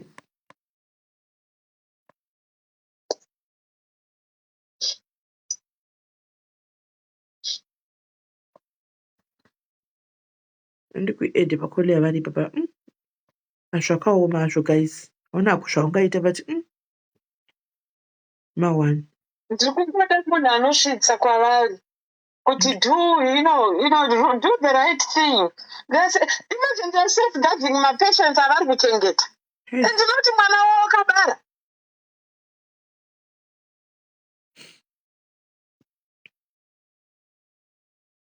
Yapakaipa. Yes, I've added you. Taura navo kana wakazodona ndobva ndaedhawo magumbo. SIS MELLY. Yes, zviri sei? Ndiri pamuradiani. Sisi ndaona namba dzenyu naye ndandisingazivi kuti ndini. Kumotozivana? Ndinotovaziva ndiakoma vanga. You see? Akoma. Handiti munoziva kuti munhu kana akachinja zita kana akaita new DBS panobuda old name nenew name. there is no way mapurisa angatadza kuziva kana mavapa old name new date of birth. They will find andina date of birth. Andina date of birth in yani ramurume wenyu raSylvester. Okay, alright. Aiwa raSylvester. Avangari wani. Ndinongoziva zita kuti ndiSylvester Mondlane. Okay, so Stacey Inzwai, you have to go to the police. Try and explain again more about name iyoyo. Kana uchida watu mundiziya, kana uchida uye pendekezi.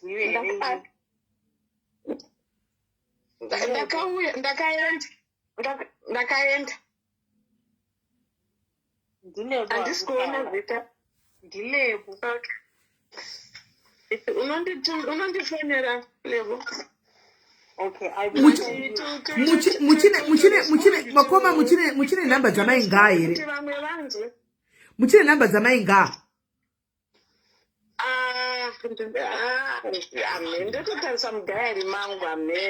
Because kana mune namba dzamainga, mainga can give you date of birth ra Sylvester. Andifunge ndichaedza kutsvaga andifunge. Amen. It shouldn't be too hard to smell.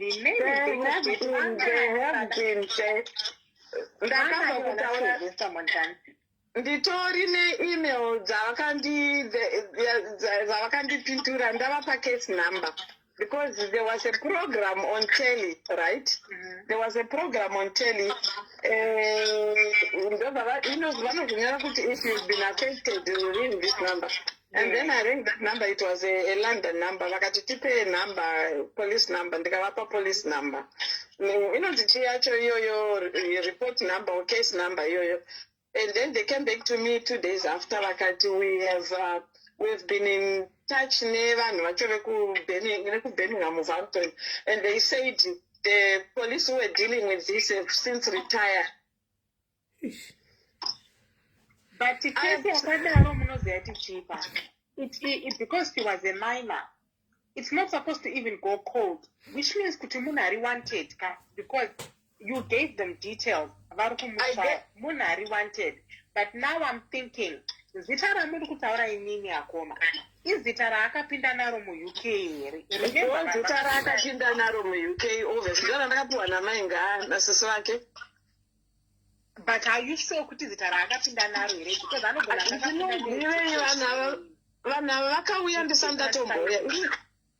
yeah, zvinogona kuitika guys kuti Sylvester saka kupiwa iri harisiriyo rakapinda naro ndosaka singawaniki zvinogona kudaro. No way. I mean, I changed my name and I changed my name. And I find this at DBS. DBS ndikakangana kuvapa kuti previous name. Yes, need did poll. They had to bring it back. You changed your last name.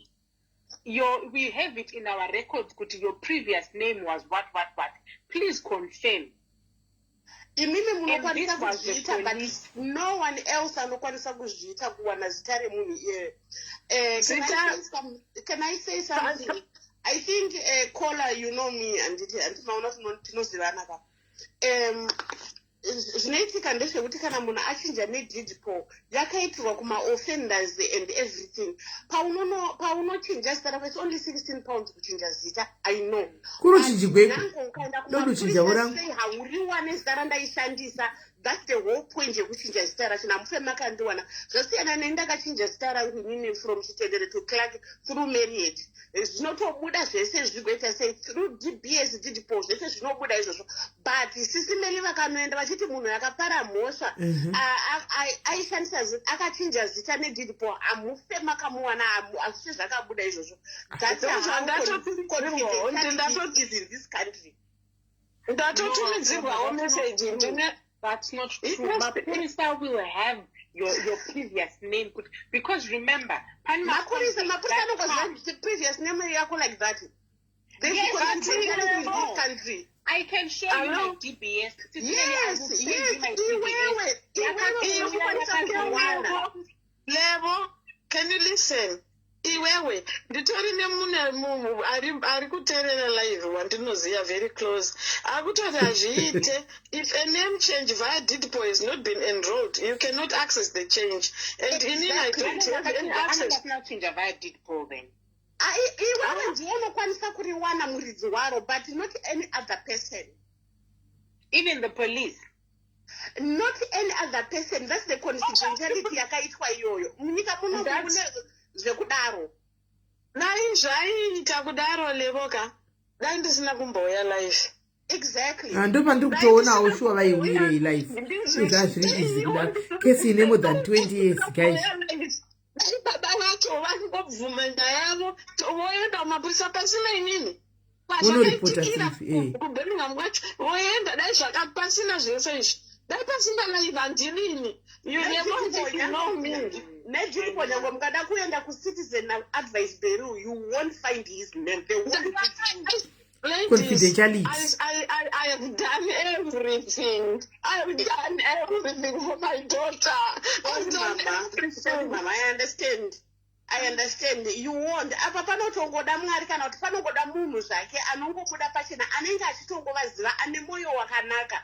Like especially mufundisi ava deno vaine moyo wakanaka, moyo wokwamwari usiri moyo wematai. Mufundisi varamba. Collector. Varamba. United vangadai vabatsira. Handifunge kuti vanongobatsira because akutonzi akabva kuZimbabwe vari kuda kuita church kuZimbabwe. Saka akatobva kuZimbabwe saka anoziva kama vachiona zvinoita US dollars protect. Hey. It's just Tora Mari United. Avabatsire ukana muna kutora nze reporting for harassment. Uri munhu wamwari werudzi yakadaro. Imagine. Yeah, he's covering up. I think he's covering up. I think he knows. Why chichi kayoda kuvugwa Zimbabwe kumadhora ichi? Masi picture amuna yarako. Picture yavamuna. Picture yami? Ya Sylvester. Andinoona kuti handitori nayo ndofunga ndoyasibo yacho. Alright, vakoma, pane munhu ati ndipei full name raSylvester ndikutsvagirei zita rake nyuwani. Anonzi Sylvester Mondlani. Sylvester Mondlani, mirai tinyore. Mondlani. M-O-N-D-L-A-N-I.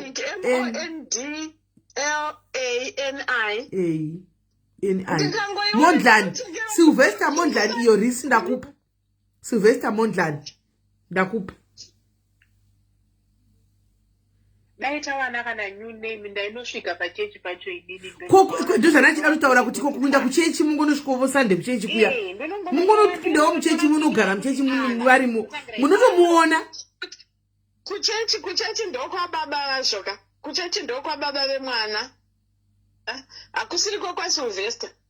Ivo they know, obviously they know. Baba vemwana ka imi muchinofisana na baba vemwana ka kuti vavhunyure kuna Sylvester.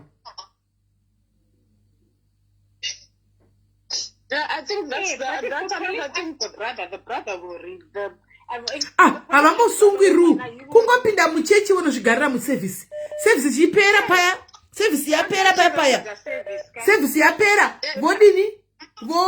Voti ndauya baba yamwana ndopura kuti tauri. Kuvanenge chakugwa zvehonde. Havagwi hondo. Vanongutaura baba yamwana.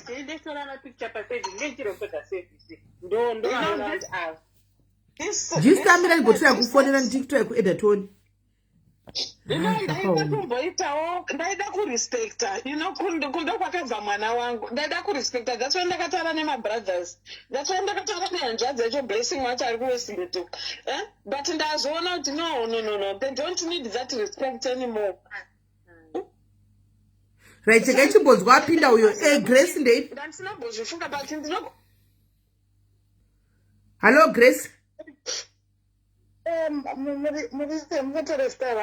Alright, musha makawana na Grace kunosikama kuti ndiani? Zita rake anonzi Sylvester Mondlani. Iva kuti Mondlani yake ina M-O-D Mirai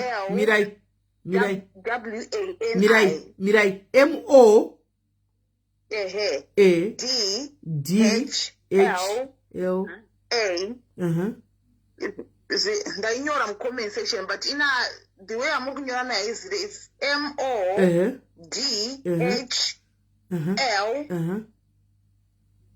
Modlwa. Oh, in a W, then you're in comment section. Now I can't think about. I'll write in comment section. Modlwani. Anani Modlwani. Modlwani, not Modlwani. It's Modlwani. I think Kumba Kwacha Manure Ramon see me the way they write it the same. But in the place there was license I can item boy but where I'm going to put a motor came so I can take first day I can take a motor in the Kaiwana. Ah, number yawanikwa yasisiwa Sylvester yawanikwa. Vanozi maingaka vanozi Priscilla. Yawanikwa number pane munanoziva pana apa pa. Number yawanikwa. Number yawanikwa. Guys, number yawanikwa. Number yawanikwa. Kuti ndiwafonere motombodona mose baba. Motombobva po mose.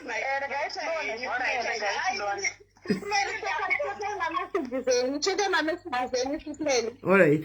Check out messages in your WhatsApp. All right. Auntie, if you don't mind, but in this I don't know. I go through SIS MELLY, it's fine.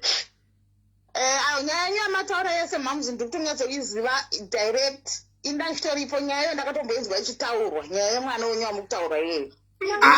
Handi maiwa nyaya kamaiwa kuti guys nyaya mainzwa munhu atoyaitaura kuti nyaya ndikutoiziva. Handi mainzwa mumwe nyaya ndakatoinzwa. Ndiri muzimba ifanira anga akaroorwa mugana akazomitiswa but ndinozimba ifanira akaroorwa but ndakainzwa nyaya yacho namavhire hureza vandaramba kuroorwa. Mirai kona mati maiva wakurogwana nemurume wa uyu wakoma. Iye rapist. No rapist. Maiva wakurogwana na Sylvester imini. Ndinofanira kunge ndakaroorwa ndakavakatoenda kutaura nemhuri yekumba kwedu but ndakanzwa paChristmas taenda kumba kwasisi vachona vavari kutaura ava. Ndavanzwa vachitaura nyaya yemwana uyoyo ezimhuri indarakadzingwa akaenda mukicheni. Ndikataura nevana ndikabva ndateerera nepahusha ndikanzwa vachitaura nyaya yemwana iye vaitoitaura ezimhuri.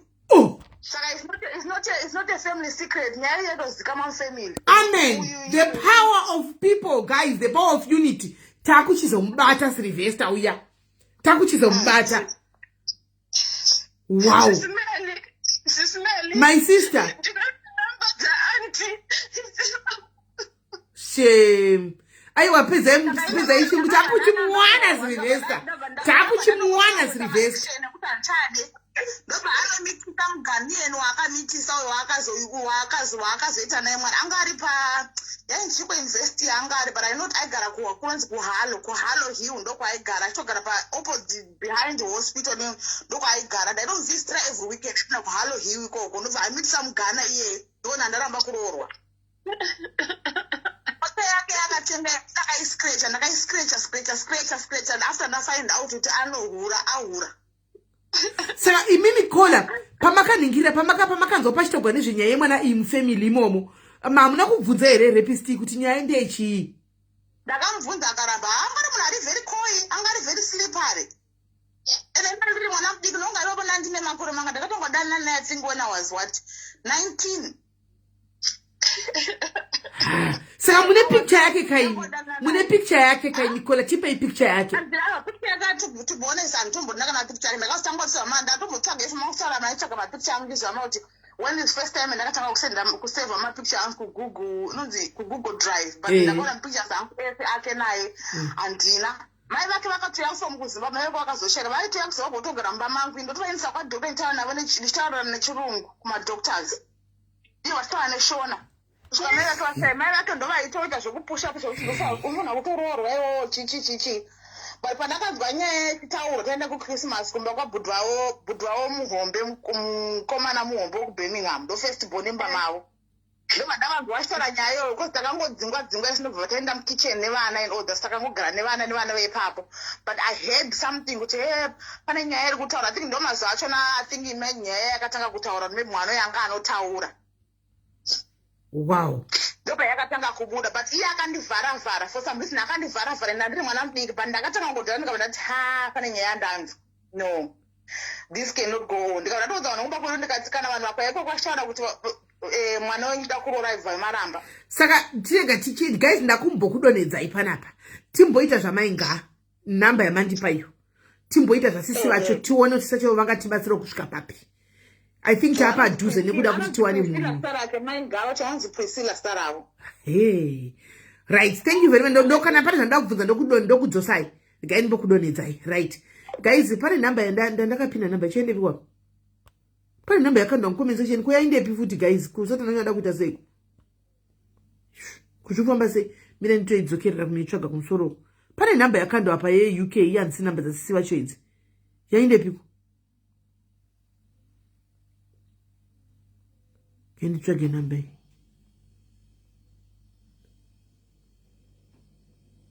Guys, ndinyorerewo pane number yambokandwa mucomment section.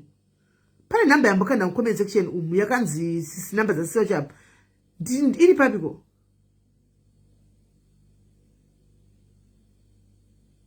Who told you about Caroline Mafumo or sister ya Sylvester? Ndikuda zita ranyorwa hapa na Emma. Emma ambonyora zita. Emma ambonyora zita. Guys, ndipewo ishi. Right. Chikaito tukwa hedu chikaito chinotukwa. Tichiudzwa kunzi I'll report you for harassment. 75.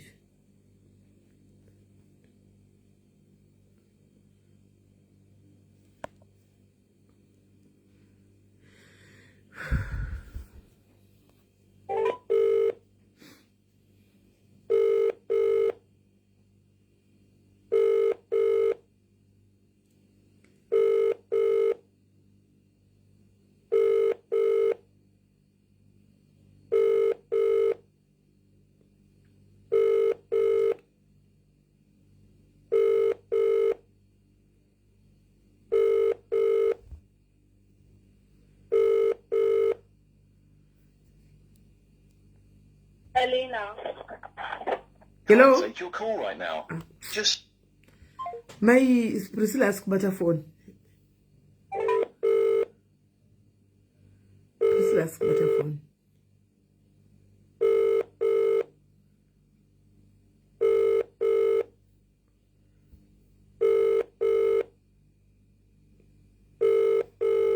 It's possible because patangotagwa masta pashai kumna ndomuziva tomuti kune nyaya inenge ichiitwa zvogona kudaro because it's just ringing now phone haichabatwi.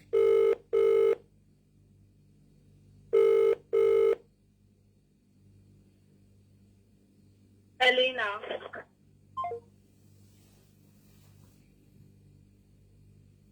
Right. Tinogona kudaro gogo wamikela kuti pane munhu anenge angoti kutakupa apa auvheza pachekwana panenge pana nitovaziva ati kune live uko. Yeah. Kana kuti ari kubasa kuna shift is possible again. And it's now 23. Aiwa, isati it's 3. Aiwa, kuno is 25 past 10. 25 past 10. Right, guys. Saka todini number taanadzo. Zasisi. Number zasisi taanadzo. Saka guys, parakushana noziva nikikira apa akungoti ndomuziva of recent. I know him, Sylvester. Chimbokanda number kwa WhatsApp kwangu, guys. If you know Sylvester of recent, kanda number kwa WhatsApp kwangu. Kana number kwa WhatsApp kwangu, guys. Justice must prevail. And just think chemera pa wana guys. PY date of birth na gre. What did I tip up? Actually kuzive. Mina ndi mfonele tu.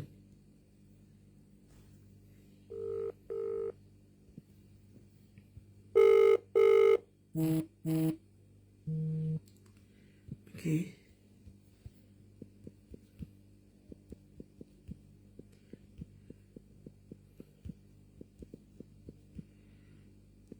Zvakaoma. Hey, it's a small world, guys. Ndinotoda kufonera tari kuti Selina 1 iwo vanzi ndi Priscilla. No, ati Elina, ati Elina. Ati Elina. Kwani niko ne mazita tu. Nyono chinja worangu, guys. Kwai mazano chinja. Zita rangu rakubuda ko.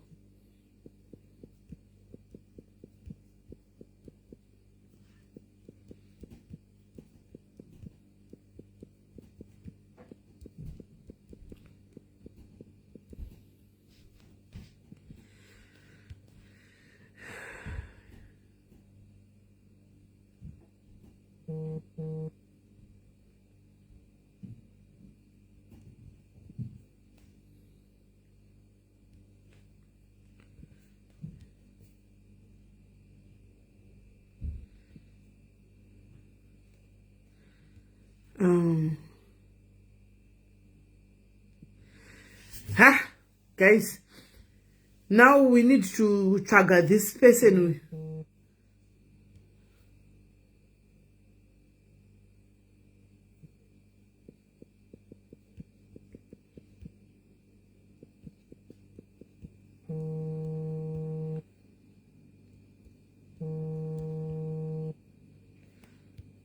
Hello, Kola?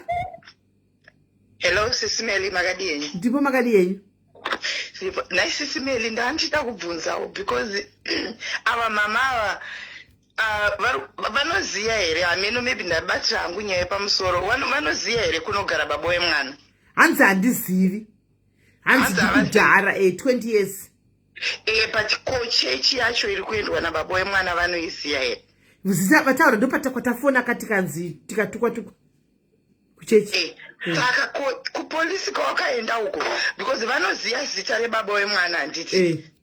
Saka vakatadza here kupa mapolisi zita rababa wemwana. Then polisi because nyaya yakaitika handiti vanenge vachienda kunoinvestigata nyaya. Vachibvunza kababa wemwana kuti nyaya yakadai unoiziya here. Munhu akadai unomuziya here kwaanogara. Okay, there's new information yapinda panapa pahanzi the sister sivo vari kuAustralia vapinda palife. Varipo palife apa. Saka sivo, my name is sivo. Hey, andizivi my sister kana makanditarisa kwai muri mucomment section. I think ndezve mumhuri parangodiwa closure. Hamunoti moita senti nyaya ipere because yecha aizomboperi my sister. Isu tatongovingwaona mai vari kutotsvaga closure. So dei zvazvaigona batai hanzvadzi yenyu muchigara pasi. Sivongile mutaurirane. Chigarai pasi nokuti kuti muchinyire munhu ane ronda. I believe uri mukadziwo unaye mwana musikana handitika haumbozofoka reverera kana kuti angave ani anenge abata chii kana kuri kuti chimwana akabata chibharo chokwadi sotaura kwavari kuti kuti pane mapolice report and what not. Hauzomborevereri my sister. Hai uri mudzimai ufunge. Dei zvaigona bata mhuri kuti nyaya yanetsa ngatigarei pasi.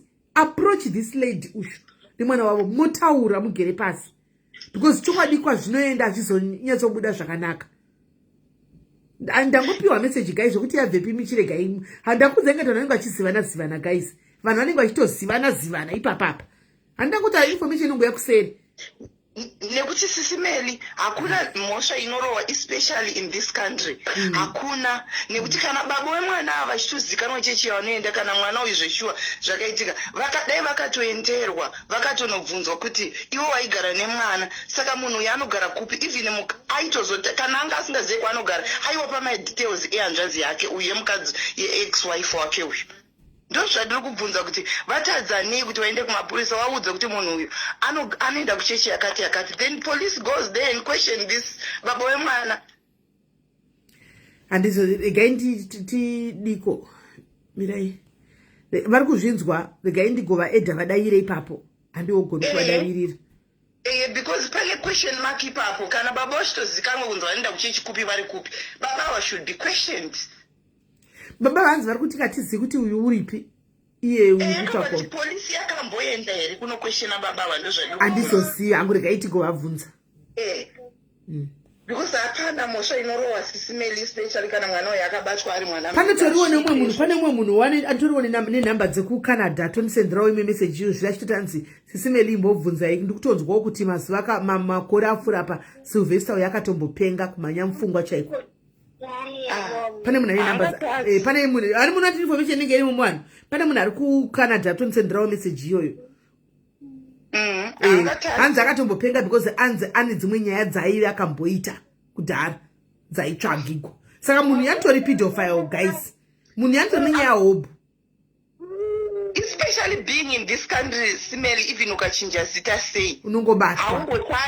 Hautadze inini tinoshanda nevanhu kumabasa uko maclients akachinja zita rake legally but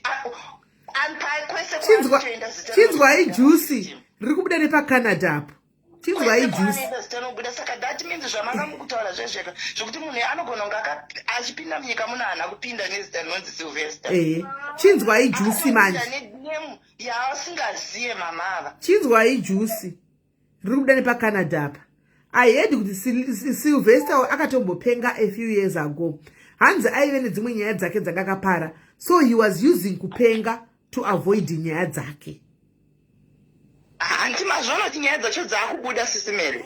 Chinzwai, hanzi baba vemuGhana mukadzi wakaroora vakatomuripotera kunesing akadzingwa. Information iri kungouya iyi kubva kuCanada uko. Namba dzeCanada ndigere pano. Kwai baba vemuGhana vakatomuripotera kunesing uko akabva todzingwa kunesing. Nyaya dzacho aiwa nyaya dzacho Sisi Melly ka inini ndinoto vanotofana kubatwa because vanofanirwa kubatwa vafesa nenyaya zvikanwa zvikutaurwa neuyu murume uyo wekuchechi uko hazvina nemusoro. Kana mama vachiziva kunoenda baba wemwana ngavaende kumapurisa vataura kuti baba wemwana vaigara nemwana paakarepa vanoenda kuchechi yakati yakati. Polisi yemunomu yasiyana neyekuAfrica. So saka Sylvester ane nyaya hanzi paakaripoti kuna baba vanga amitisa mwana wavo iyo baba vemuGhana. Pane nyaya guys, ndizva chinzi mhosva iroyi pamwe mai ava ndo justice yavo yaita tozobuda after 20 something years idzo dzinokutobuda kwadzo, ene dzimwewo dzacho dziri kunzi dzimwe nyaya pamwe ndokutobuda kwadzo. Handi munoona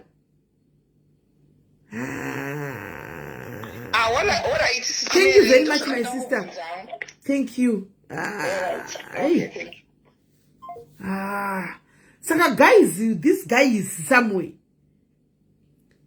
Arimo somewhere.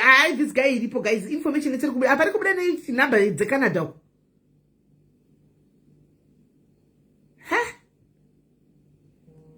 Muti tivharire kudai so guys. Muti munhu akadai so ngovharigwa. Akakuvadza mwana guys. Akakuvadza mwana. Hey. Yeah, pakaipa guys. Saka matodi was the way forward hanzi K agents matichi zita mirai ndivabvunze.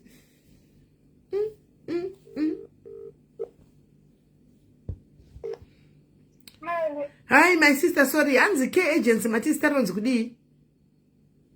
Mati? Zita agency yavo kwa ino ichi?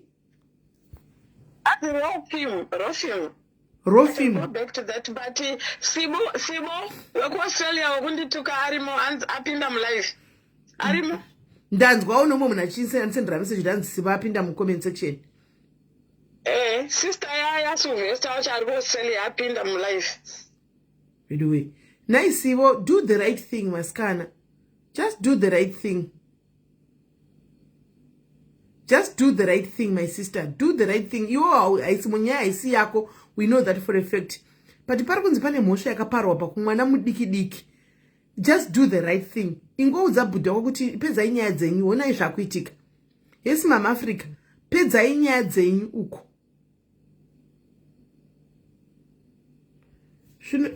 Amen. Chete ngoti Siwa isi mhosva yake hana chakakanganisa kawo. Siwa hana chakatadza. Hana chaka. Aiwa, anenge akakutuka yake pakuti hatizivi kuti pamakaenda unomaprocha makanomaprocha mchiti kudini anomaona akakupindirawo zvakapindura.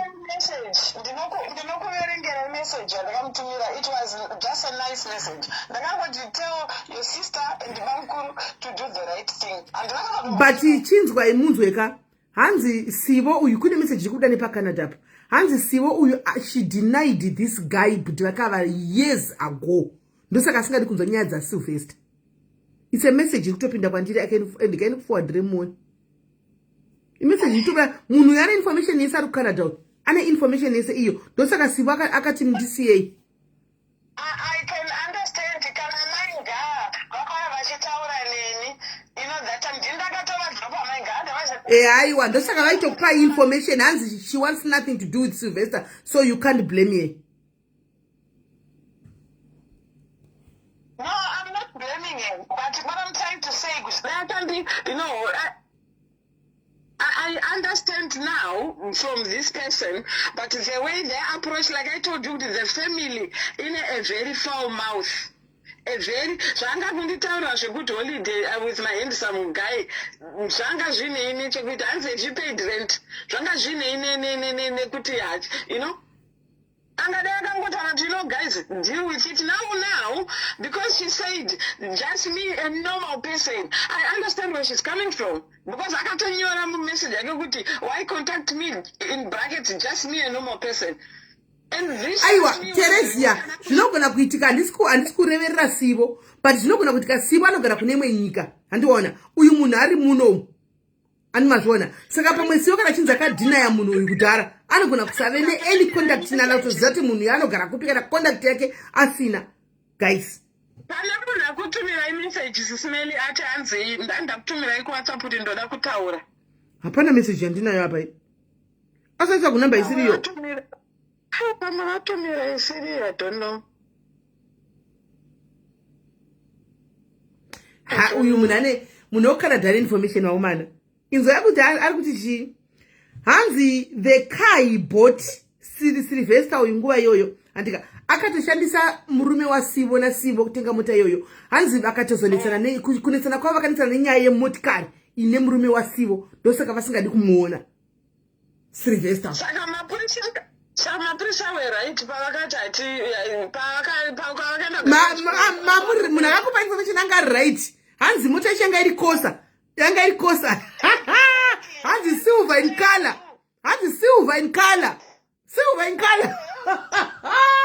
Amadharis makaoma. Silver in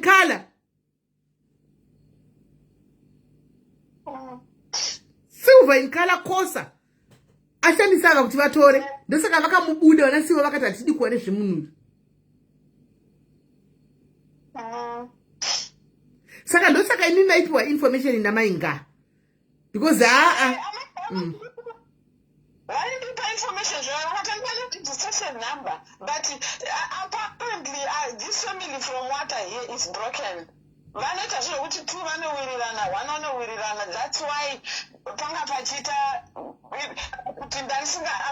that's why she didn't know. I think that's why she didn't know.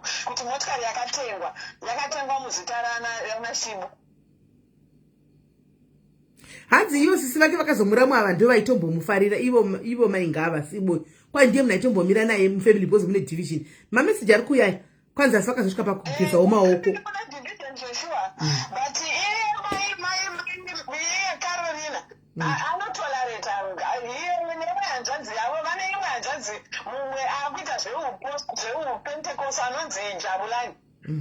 Akuita zvekuzo kuna mata ndakatombomukontakta kudhara not kudhara stake ndamuti ndaita musoro because aiti ndinonamatira vanhu.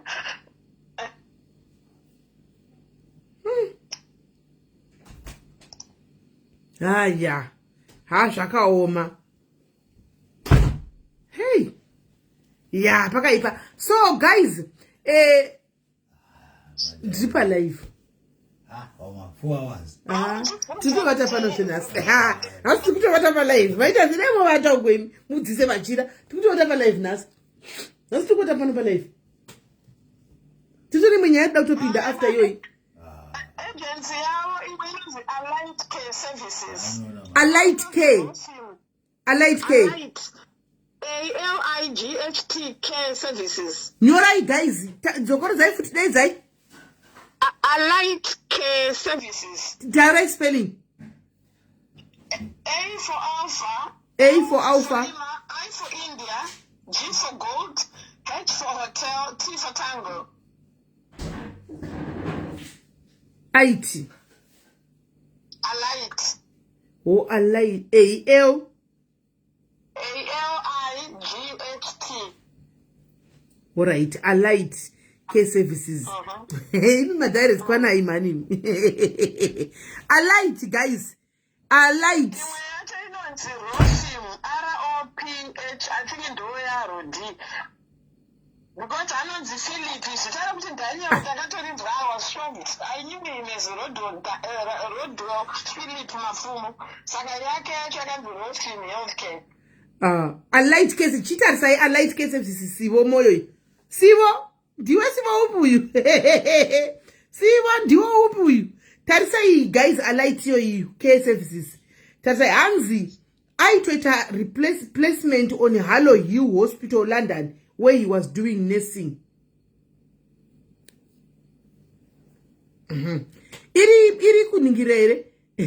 Guys, here any years number side. Iri active here company you guys. Want to live nas guys pande mwene mwenye yato buda kuseri kuda tutagware zvayo yauya izvozvo apa nomwe munhu toda kuti tichitofamba nezvayo titongoitaura and chindai guys pamakambani sitoona kuti allied cases ziripo here munogona kuwana zita radirector ka nefone number director ndiyeka Elina here. Oh okay alright saka kana iri company ya Elina atidi zva Elina ya rodwo iripo ndokupai ndo yatiri kuda ya rodwo ndakudzitumirwawo yakanzi rofilm rofilm ROP ROPHIM healthcare rofilm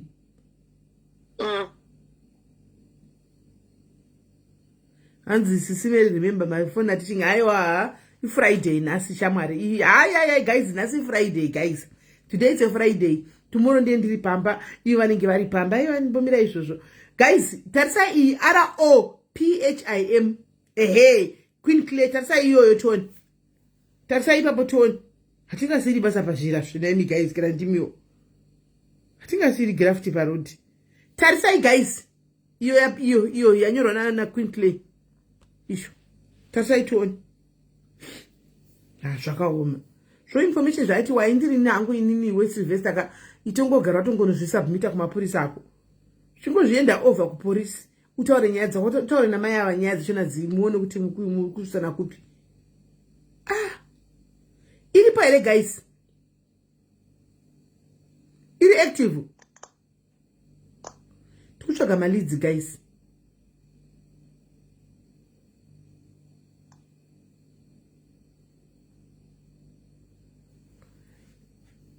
hanzi yes is active iripo hapana manamba saka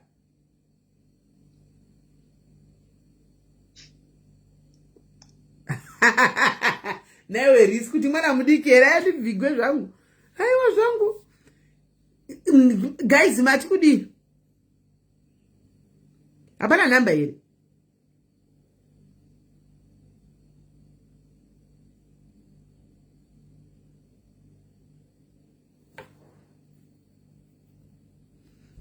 hapana namba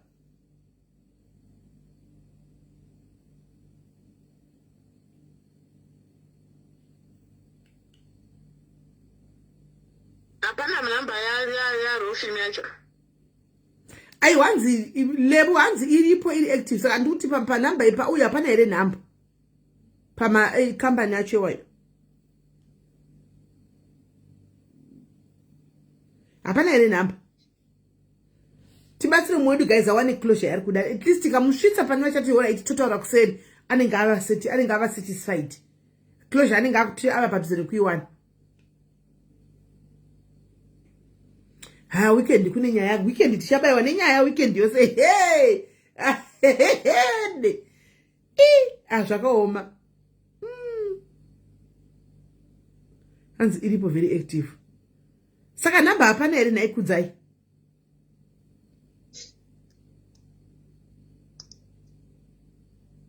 dzambona madetective aenda kuita sationi kuti hapana here namba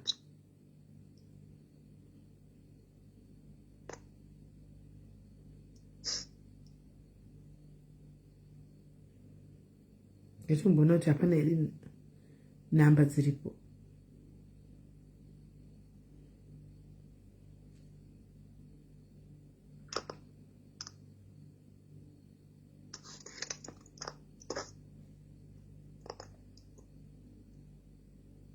guys hapana namba here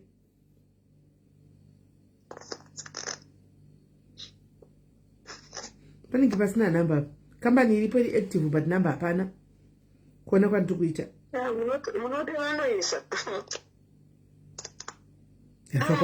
saka izvozvi manje nyaya iyi live iyi vari kuiona vatozviziva kuri kune live zvatotanga song family kuti munhu uya zvinoa kutosvibisa star redu atozodai chingotipai kwaari guys nyaya ipere kuti uripi Daniel ndakava part-time SIS MELLY 23 years Achakawandisa kuita ndega ndichikakaritana nemapurisa mwana wangu nechekusaidi zvimwe asingatondiudzi ndakatoshama ichoti ndakatobvawo kumapurisa muna January mama ndichiti iwe 4 months ago ndakaitsvaga mapurisa akatoti ndakabva vakangotaurawo zvamuri kutaura zvavakangondiudza nditsvagei zita rake kesi yake failo rako ririko.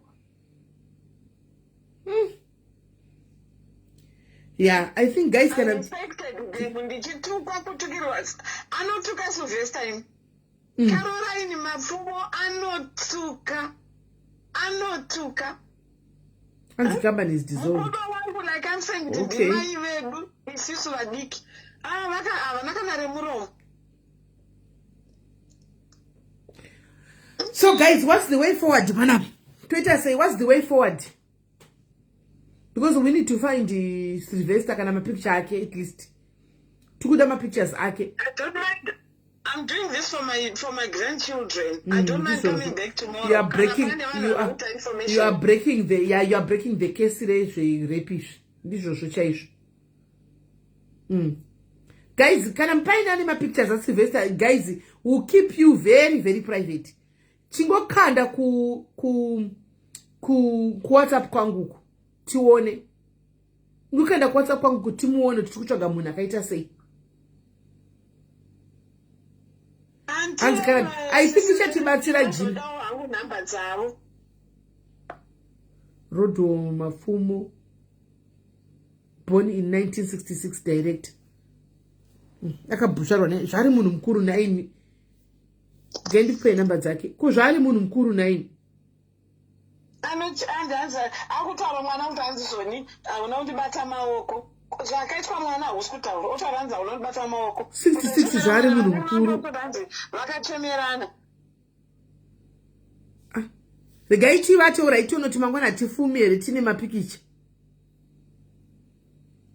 Thank you sesimeli mundibatei mangwana tidzifambire yamandipa ndinayo pane vamwe vave vanga vachiti alright mirai ndokupai alright ndasingadi kuti mutaure master chete.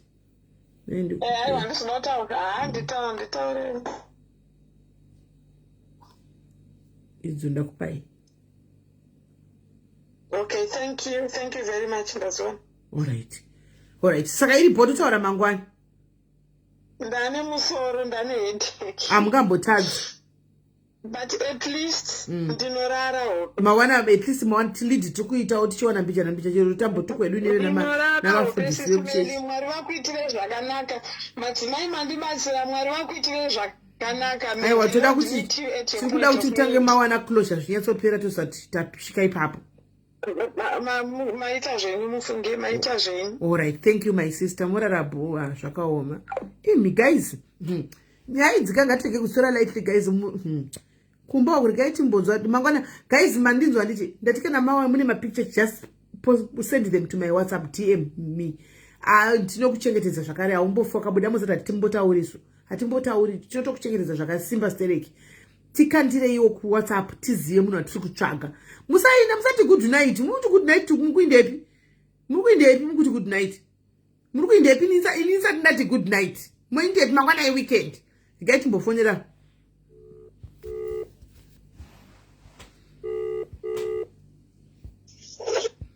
Hello? Murisei? Iripo. Ndaona nyanya makanda manje pamati kudi taura itiwe. Alright, Sis Melly ndakusendera message that shoni ndine problem kubva ndine 17 years. Zvaingoitika like ndoroni ndikaseva mari like ndakasvira chikoro paform 2. Because vabereki vangu vakafa baba vakafa ndine 5 years mai vakafa ndine 7 ngone munin'ina wayo. Then my step brothers and sisters. Saka penyuwo ndakangokura zvezvokuti kubva ne7 years tangokura musha tichichengetwa nambuya nasekuru tisakura kuti wani mabhuku nekudi 2009 sekuru obva vashaya hanzvadzi mai yangu obva yanditora manani anogara marondera obva yazorora mukadzi because kutanga anga ashaya 2013 naJanuary ndisupposed kuenda form 3 bva vati havachakwanisa kuita sei kundiendesa kuchikoro unofanira kutsvaga zvekuita pandawana akanditora akanditi ndaishamwari yangu parare ndaushanda kuwadzana ndashanda samate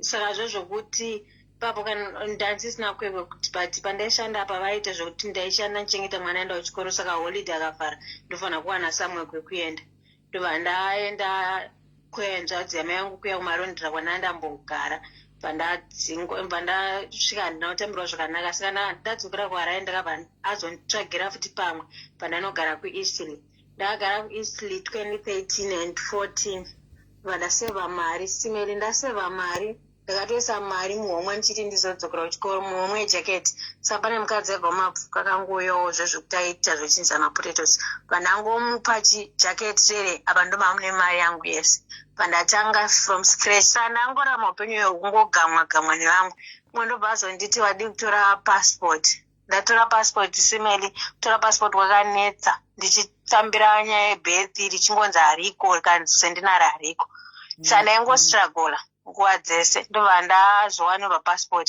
pandaenda kunamibia 2015 ndaingoizvozvo ndinongoenda but zvinongoparara chero chese chandabata chinenge chiita se chingoparara bva zvaparara pandangoenda kunamibia ndadzoka kuholiday mbva ndanzi handamiswa kubata zvichaita kuti utese udzoke uzoshanda pandatanga futi from scratch vanzvadzi yangu obva yazongondiunzawo kuno kusouth africa ndaya kusouth africa 2016 2017 2018 ndavandaseva futi ndaigara ndichingoti kupera kwegore kwega kwega ndorwara zvondoenda kumadoctor kamari kese kanei ndaseva ndaingoenda kumadoctors ndichingoenda kumadoctors 2019 ndichingoenda kumadoctors azvamboita kunge zvanani but mari ndikangobata mari chete panenge pachitongwana chinoitika mari yongopfuura zvichingodaro 2019 zvichingodaro ndobva ndazopinda mune relationship ndapinda mune relationship iyo wena tsoka haudiwe but ndibude hana chandaimbosiva ndaingogaramo hamiwo chii chaingoitika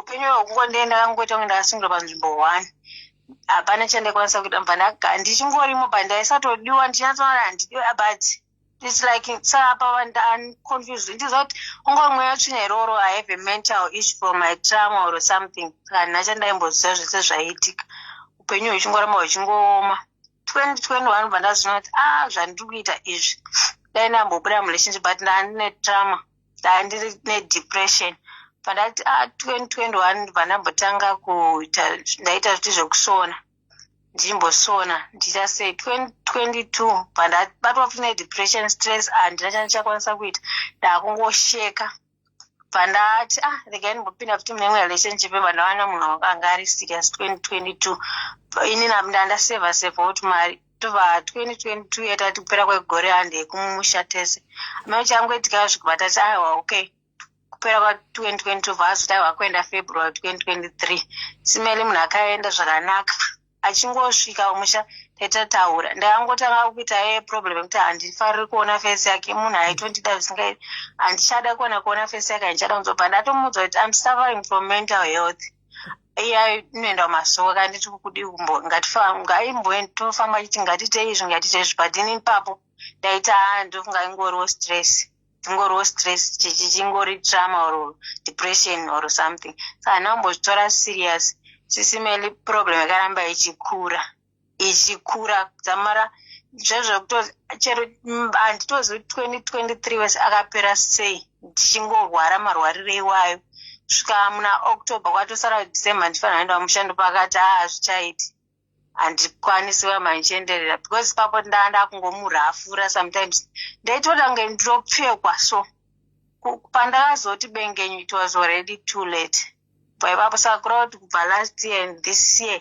ndingori I'm suffering from depression handitomboziva ndotangira but life yekuti even 2016 2014 yeyo ndisandaenda kuNamibia ndakatoti sinzi zvemari zvekuchikoro zvaramba regai ndobva ndatowana munhu aida kuroora June before August ndobva ndatanga futi pakabva pangoita umwe munhu akangoya achingoti mukomana wangu chichichichi ndobva ndangoita chiramwa bva ndatosiyana nazvo pakatoita kana kutoti in 2019 pakatoita futi munhu akatomboda aitova serious aitoda zvesettle ndikangorara ndikangomuka mbva ndati handidi kutombonzwa nezvazvo saka ndaingoti zvezvekuti ndikaona mukomana ari serious ndinongotonzwa mweya unoti hazvitoiti last year wese simeli ndaiti ndakarara ndainzwa ndichirara nemurume zvakapedza zvakuzoti nemasikati ndopano dzainge dzakutowedzera kutacha ndoupenyu hwandi kurarama.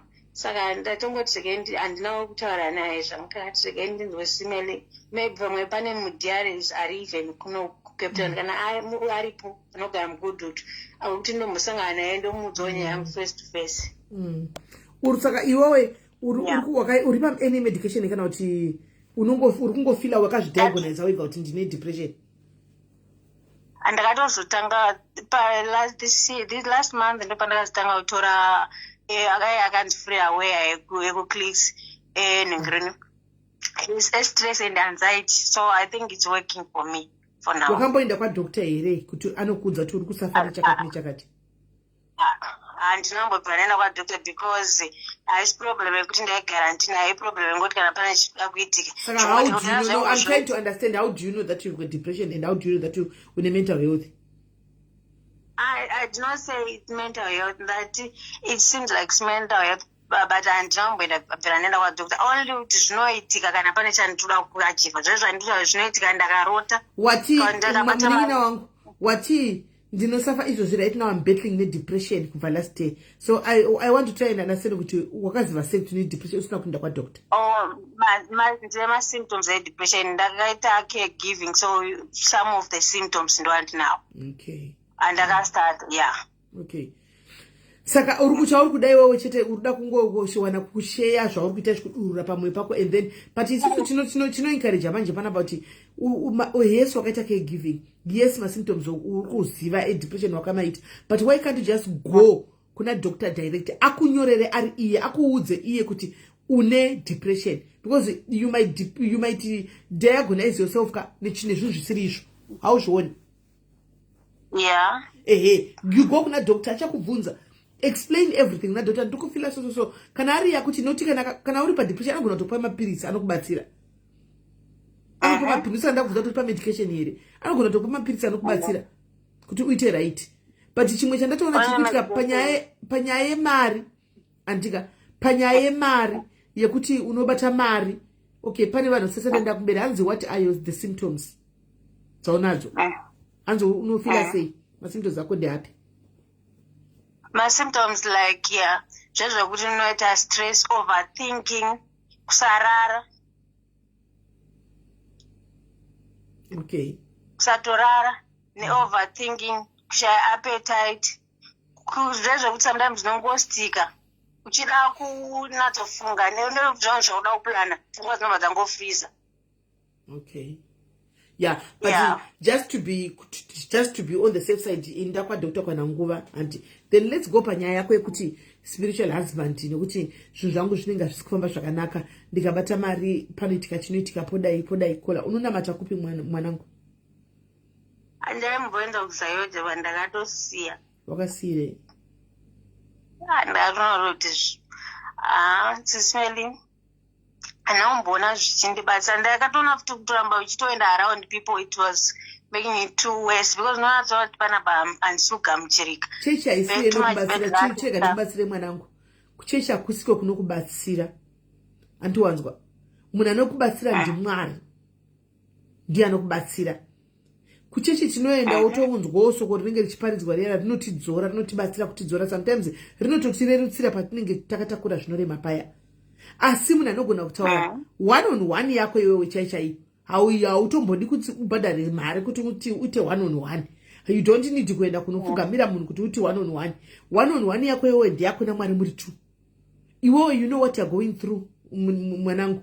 Kutaura naMwari wega kushipanguwe kuti Mwari iko zvinezvika ndakunetsana nemi, ndakurwa nemi, zvino zvikuitika pandiri zvichingave chii chiri kuitika. Bvisai mhepo dziri kutenderera pandiridzi, bvisai mweya tsvina vavengi chechawo, mweya iri kutendera pandiri kuti kutendera pandiri, sudurutsai mhepo dzeidzodzidzi. Unoziva kuti Mwari vanonzwa.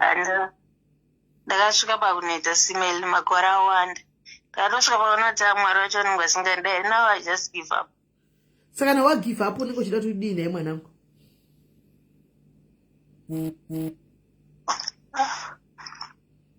Kana wa give up saka uda kudii? Ndatumwa ndo mapera azvo ekuti ungotsakatika just like that.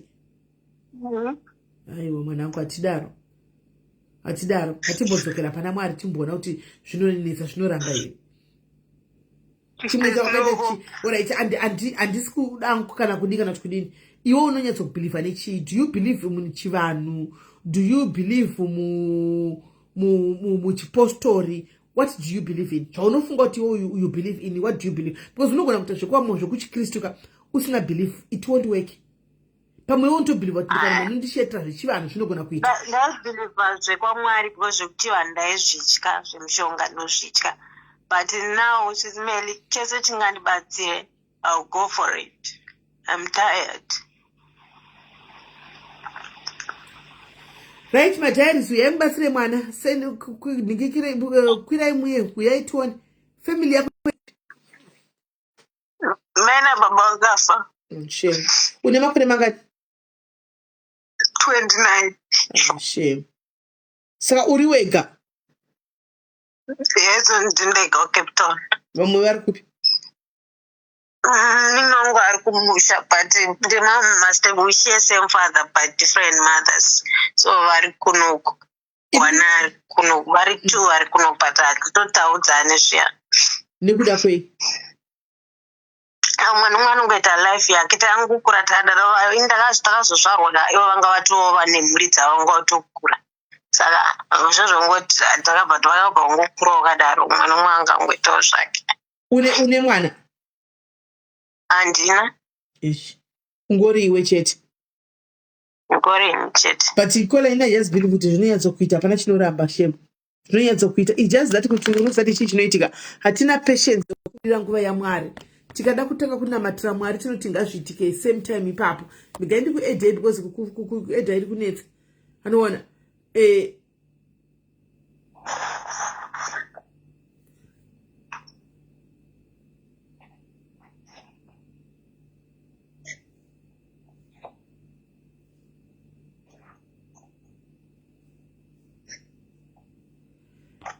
Zvakaoma. Ndokutsvaka kuedha munhu ari kufona apa.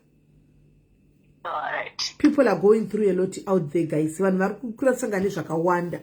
She needs support, mwana. What are you doing in Cape Town? Nowadays kungoshanda madishi. Right, ndatoka edha because ndinoti apa ndotodza kuedha kuFacebook. Okay, no problem. I'll call her. Hello, how are you? Oh yeah, hold on. By the way, she's the best person to help you, Panyai, because of late she has been battling with the same issue, but she's okay now. So what I wanted to say to you, I know it's very difficult for a community. No, don't say that you need depression and all that. They judge you because they don't know what you are going through. Sometimes the trauma chaiyo yakaitika uri mudiki iyoyo inokonzeresa kuti uve nedepression handiti. Masymptoms auri kutaura chokwadi iripo handiti. But the thing is, wanga wanoonekwa nachiremba. Ane mibvunzo yaanokubvunza how you feel and all that. And then overall wazoti no unoenda pamedication kana uchida kuenda pamedication. Kana kuti for me from experience I was on medication for more than a year. Depression. Those who know me, I'm ndiri pa Facebook ndichita my live so many times, so much. But there was a time like 2023 years ndofuna kutoverenga times ndaiya pa Facebook. Even kutongomuwasha live dzevamwe nachingozvigarira ndega ndeti. So inini chandinofunga zvinogona kubetsera inini nevamwe vanhu but zvinogona kutadza kushanda kwauri. Kana watanga medication ukazoisiya unopenga. Ndakatombopenga. If I can say. Penga uti iri. Like kuti I was quite suicidal. Okay. Because ndaka default medication. Ndichifunga kuti ndava right. but ndobva ndangoregedza medication yachira ndisina kuenda kwachiremba kuti inini handichada kutora medication ndobva ndakuita zvemusoro wangu and then yakandiaffecta and then ndakambodzokera ikoko kwadhota ndikati inini ndiri kukanganwa some of the things zvongotaura kuti uri kuita pfungwa dzakufroza kuita pfungwa dzako dziri kufroza kanzi that's the good thing because uchakanganwa zvakashata zvese zvinobva zvaitwa erase in your thing that is kana kuti uri pamedication uri pamedication yauri kuti iri kushanda iyo zvinoeraswa kana kuti trauma and all that zvinoeraswa that's why uchizokanganwa long term unogona kuita dementia and all that that's how it works so inini I would say find someone, a friend, this person and judge, and then wait and let it out. Like what it is just and it what about so many people and you feel relieved. You feel so relieved because you let some of things out. Not it out to take education is to bottle everything in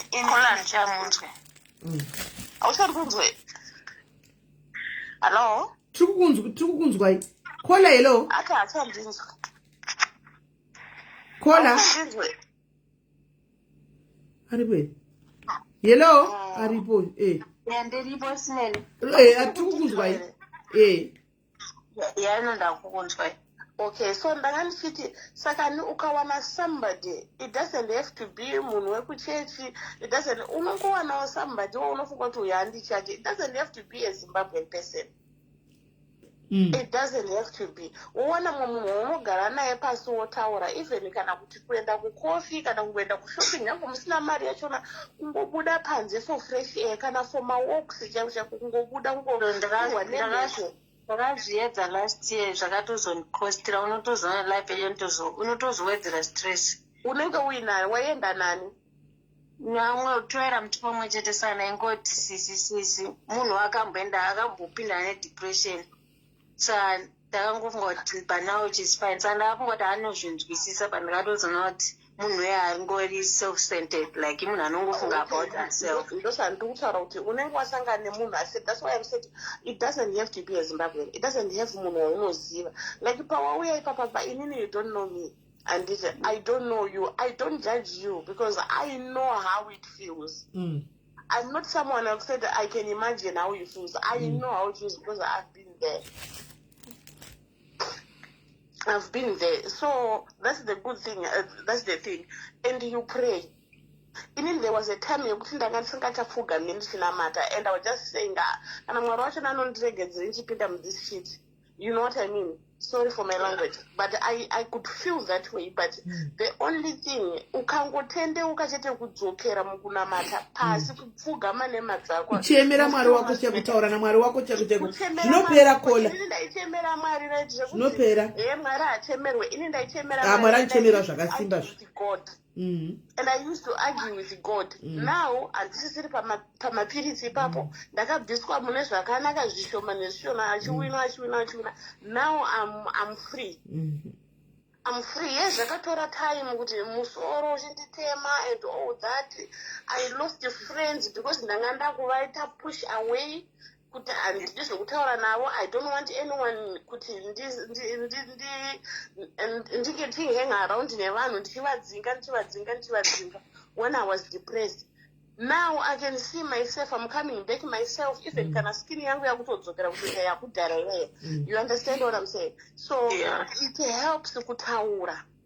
Kana uchikwanisa kusava uri pa-medication, taura, wana someone waunofunga kuti hakujaje, above all pray. Uchitaura nemunhu unotoziva kuti munhu asingatonzwisa how deep the pain is because right now the pain is too much. Remember kuti munhu anenge uchitaura naye haana kupfeka bhutsu dzako kamwanangu. Haana kupfeka bhutsu dzako kuti anyatsofila exactly zvaunoti afile iwewe. Do you know what, baby girl? Let me tell you something. Iwewe chete inini ndaiti kana chida kutaura ka ndaita kunge pane something ndine cold at the moment. Ndaita ndine something pauro pangu zvokuti ndinotadza kumedza mate angu chaiwo. That's how painful it was. Kuita semunhu arambwa. Unoziva munhu anenge arambwa ane heart break. Kuti haumedzi chero mate dangoneresa iri pauro apa. Heart break yekurambwa haina asi zvinhu izvi. Iyo itori don't. Heart break yekurambwa gogoka. Makamborambiwa muri mukomana here muchirambwa nemusikana nemukomana munetsa kuti munhu unyazoda chako obva kuonesa ipepe. Chibhora chaigara apa chekuti haudziki chero mate haumedzi. Yekurambwa next minute ukasanga nomwe munhu anokuda unogona kuita move on. Yes, just kuti it's like no way out. It's very hard. This one relationship yakadhura, but then it does everything. I lost everything now. Where to start from and stuff. So it is very hard. Relationship I can move on. This one is more like you feel like I've been rejected with everybody, including God. Yes, especially God. You know, you feel like why in income one wakadai ini ndandisina zvinamata zvakanaka here handisi kuita zechannel yachona here inoitwa kuti mwari vandidzwe unenge uchizvibvunza mibvunzo yese sometimes I want just to end this has to stop. I just want to end it. That's bad. One point I know I do not have life. I have a pain. I feel like ending the pain. That's what I'm saying, kuti you don't have to kusvika pakuti tsvaga izvo zvawatotaura naSisi Melly. What's the point of calling then kana usingakwanisi kuti at least ndambotaura naSisi Melly. Someone anokatizoti ndipewo namba dzake ndipote ndichitaura naye. Pane atodaro kuti ngatisangane timboenda kulunch. Pane ari kuCape Town atoti ngatisangane tinde kulunch. Ukatozonzwa ndikakupa dzangu unoti mamaka tora henyu ndigare nedzangu. SIS MELLY makoresa zvaitika like every 2 years I have problem. So zvandaita ndaibva ndangoti let's make myself busy. Ndoita busy mekuti ndisafila any pain. So this year manje zvazoita ndezvekuti ndazoenda kudzimu ndadzoka ndobva andinozoshanda zvakanaka. Kuri ndikushanda kana 7 days a week like zvandaita before. And now I ombonyanyozvifila nyaya yekuti handisi busy. So ningopa uri busy so ndanzwa nekuchema vanhu kubva ndingangozvibva pazvakatanga last year. I think another thing is una basa ukawana basa ka keep yourself busy. Ndizvozvo zvogona kudaro muri right ipapo. Izvo zvinongana ndoda kuti mangwana undibate utsvage pane munhu anga aripiko munhu angachiti ngatinde kulunch ndoda kuti muinde kunodla pizza muri tu nemunhu yeudzoke undizoti hauzokuchisekerera here pamwe pacho kuchona mwanangu chako kuchona chako mwanangu kuchona chako mwanangu chako kunokuita kuti upinde mudepression. Kana uri munhu akajara kushandira uchibata mari yako chidini ukachona unogona kupinda mudepression kuti meiwe ndozodiki unogona kutochona especially uri muforeign country. Yeah. Uri kudhuze nekumvura here? Cape Town. I'm not much far. Vari kuCape Town anokuziva ndiri kuGoodwood. Alright, rekeza ndimbokuudza. This one it's spiritual now. Isusu tinobhiliva kuti sauti yematombo inonzi sea salt inodzinga mhepo dzakaipa. We also believe taiti kana kuti tichiri kukumba uko tikaenda kuchiposto zvenzi kana mukaenda kuSouth Africa mutigre sea water tsvina iyo iya inenge ichibvisiwa munyama isire vanhu taingobhiliva kuti inobvisiwa munyama. Tainzi sea water up to the point zvekuti takanga takutotekeserwa mvura dzakaiswa ngikiri sauti yematombo chingodzimvura yemukumwa. Zvinhu ndio anonzi mahome remedies, believe you me. Mvura yemugungwa unofamba mumvura yemugungwa uchipopota uchigeza nayo kumeso and all that it works, believe you me. Ini ndinoziva kumwaya chaiko mhirikiri yemusiso kuti mumba chaimo chaimo inodzinga all those bad energy. Zvinhu zvakaita sembanje not saying chandisa mbanje dzinodzinga bad energy. Garlic chaiyo munoona kana muno muUK makaiswa pamadho vakaita kunge vakanazvinoisa kana pasi pepilo last year andachandina kuita zvinodzinga bad because musoro uri broke chete mwana ipapo it doesn't work like that. Kugeza neweti kugeza neweti chaiko chaiko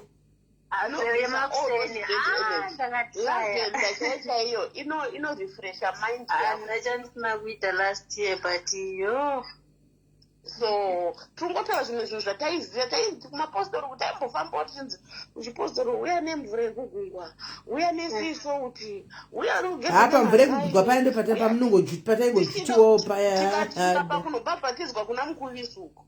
You get what I'm saying? So zvakaoma guys. Munhu pane munhu angachitanzi ndoda kuenda naye kuuyu uripitiende ari kupi munhu uyu ari kupi munhu uya. You just need someone. It doesn't have to be a man. It doesn't have to be a woman. Any gender. I need just someone to talk to. Ndo pana ichara pane munhu angati uya mucomment section mutigopinda mugroup remaprayer tibatsirane kunamata aripo atodaro. The more you talk, from the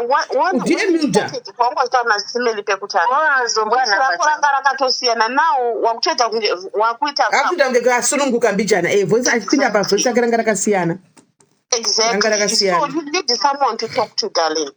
Varunga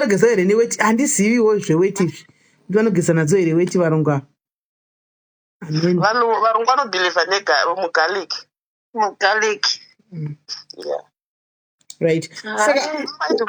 Anyway. Ndichaita mwanangu nditsvage munhu kuti uchataura naye unenge uchitaura naye hapo motaura kuseri Emilde angachitika ndiri langa iri kure here naye Emilde?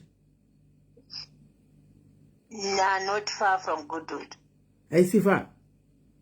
Saka kuti let's meet anonzi Emilde amutamba. Emilde ndibate kuWhatsApp ka ndikuhuke naye ushu. Muinde munotenga pizza yenyu mudle mugare pasi. Tione kuti amutauri here nhamo dzenyu mukadzoka muchisekerera muchibvako. Kana wine wifi play your gospel music paone kucherera pa zvinyoronyoro. It helps.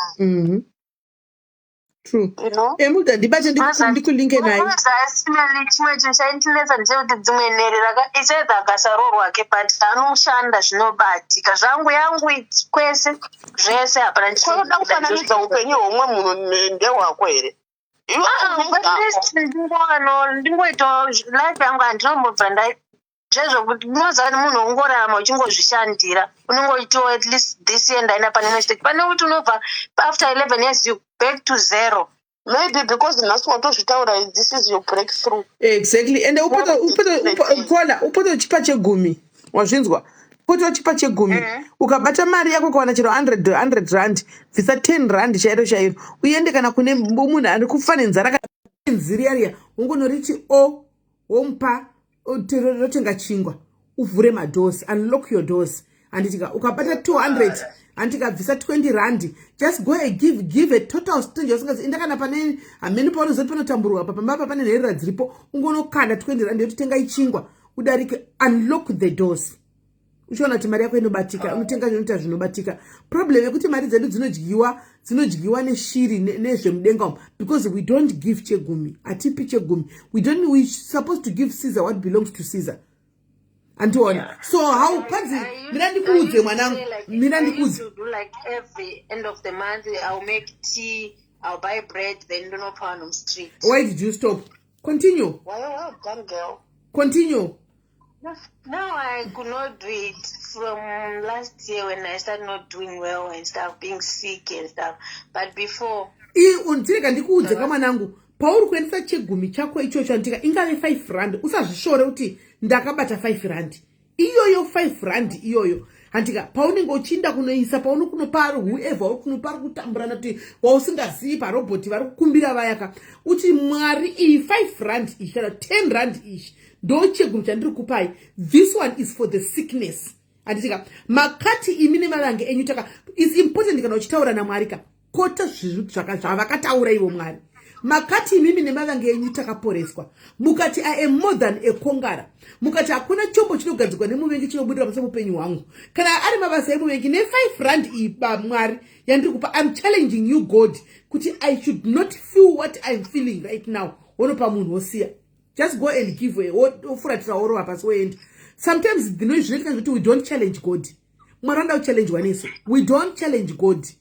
Tinongoti Mwari ndinoona ndiri kunamata Mwari ona ndiporesewo amen. Mwari ndagwara pana pamusi kumbondionawo ndiporesewo ndagwara. Antika Bible rinoti soko raMwari rinotaura kuti ndiedzei muone kana ndisingazaruri mawindo amuya mutsvene kuti ndikuropafadzei. Antika vaedze Mwari, give that 10% uone kuti Mwari havazaruri here maropafadza. Tinovakumbira Mwari, but we don't give back. We don't give back. There's a secret in giving. A very powerful secret in giving.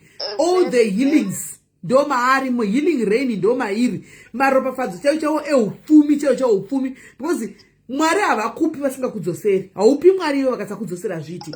You give God you. In 2012. Ndaenda kutraining ye mandatory training ye caregiving kuHuntington. And then in fuel yangu yanga iri parade, yanga yatoparade. And then ndobva ndandiri single that time. Ndobva ndaenda kuchechi saka nekune vana vauya from Uganda, nherera dzauya from Uganda, saka zvakanzi muchechi vanhu vaipledja, vanhu vachidonata, and then I had only £5. Yeah. I had only £5 that day. Ndaizowana mari, yanga iri Sunday, ndaizowana mari neTuesday. Ndobva ndakuti £5 achangu ndikaita sei, hapana zvainondita, handikwanisi kutenga fiona inondisvitsa kuni. Ndikati mheno Mwari ndopandinapo ipapo. And then ndobva ndabvisa that £5. Handina wandakaudza kuti ndo mari yandandinayo. And then there was this Mr. Phillips, may his soul rest in peace. Ndobva tapedza church, ndobva vakundideedza paside. Zvikanzi just go and help yourself. Vakandikashidza envelope yanga ine £500. Yes. That same day yandakapa £5. Yes. Ndakapiwa envelope ine £500. Anzi panenge ndichinamata makusendisa tauya kuchechi, I saw you with your 2 girls. And then I just said, who can I bless this morning? And I found it was you. Ndakachema vanozwa kuti ndacheme zvekudaro. Munoziva kuti kwete kuti ndaichema nemufaro. Ndaichema kuti I didn't know kuti even microwave prayer works like that. It worked for me. It works. So there's a power. People, they won't understand when you are giving. I believe it's not that you have a lot when you are giving. No. I don't have, but I sacrifice. Yes, I do. The same way Jesus sacrificed for us is the same sacrifice. That mara ndikuonei. Asina kunyaya kuti makataura nenyaya yechegumi chenyu. Ini ndakuchipa kuna uyu. Mistake atinoita ndekufunga kuti gogoma inozvi tithe tinoenda kunopa kuchechi cheti. No. Ini kungotsvaga umwe munhu chete kungoti ndiri kungopa ushu. Ndamona dzanenge anotambura uyu. Mwari vanokudzosera wakarivara zvokuti unoti avatore chemunhu mahara. Mwari avadle chemunhu mahara zvite. Ukavatesta Mwari vati vatry uone kuti hazvidzoki here mwanangu. Umbone kuti hazvidzoki. Zvinodzoka. Taishandisa mari muno mutisati kunyanyoshandisa makati. Mari taishandisa mari. Unopiwa change kana kuti mushop kana nyange ukaenda kuMcDonald's anditi yotenga McDonald's ye £10. Kana kuti ndoti ye £12 anditi ndandamupa £15. Ndodzoseriwa kana kuti £2 something anditi. Kungotora kana £1 woikanda muzvigaba zvezvakanzi donate. Do it and you tell me that change you just think is just small change. Put in those things that can donate for people with cancer, donate for water in Africa. Just give like that. That is small. Kana Mwari wokudzosera, you'll be surprised. zviri kubva kuna Mwari here. Munhu ari kundipasa, ari kundirasirira, asi ari kutorondirombesa here.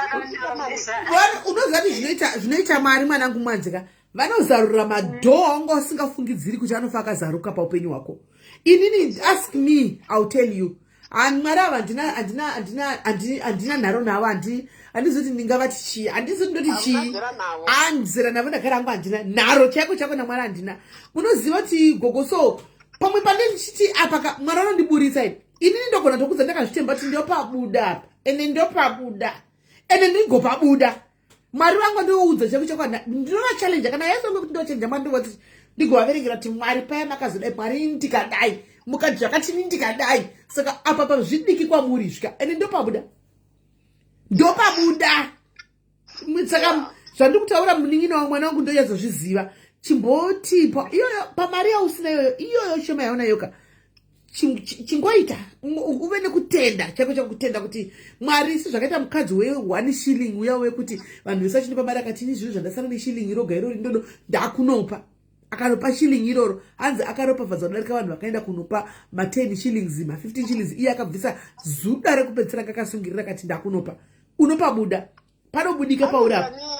Anonzani this guy ari kuSouth Africa anofamba achiti just help yourself okupa 10 rand oti aimweyo oti imweyo kusvika kana kuti wasvika kuma4,000 anonzani that guy.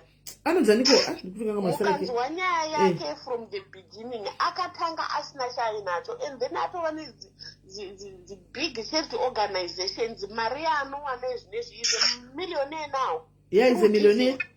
Anzaniko starake mtashunitiza Anzaniko name Anzaniko uyu wandakabotaura naye uyu kumboda kuti pamari Anzaniko Anzaniko akanga naye kwese like that. Aiwa not Ali boy BA pakati exactly. Mukatarisa vanhu vakadare vavo vakanga vachitobhegawo muroad. They know how it feels kushaya. Saka pavakablesswa naMwari vakabva vati let me bless this person ari musifambira mustreet.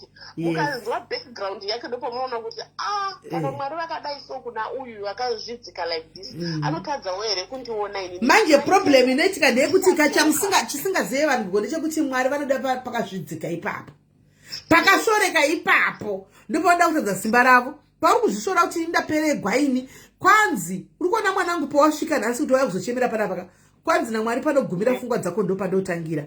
Wasvika pakugumigwa kuti ndagumigwa ndichazoti ndodini ndabata icharamba ndadai panogumira pfungwa dzako chasarirwa iko zvekana nhasi wakunamataka simudza maoko ako kuti Mwari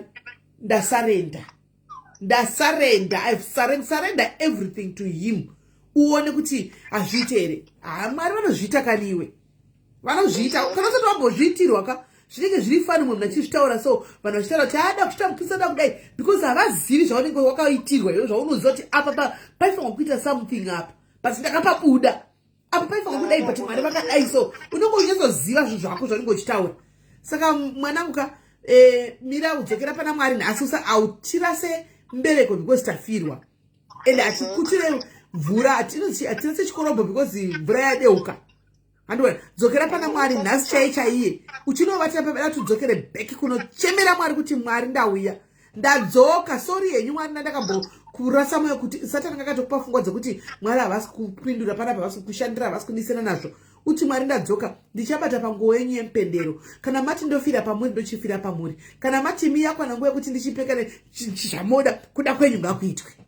Challenge. Nina, I want you girl, ndoda kukusira mashoko ekuti paunonamata nhasi udze Mwari kuti magumbo makamubvisa pamapirisi depression makamuhila the same way you healed magumbo please heal me and right now. Pamuri kuzvishanyiramo usiku wanhasi musandikangamwe tanga ineni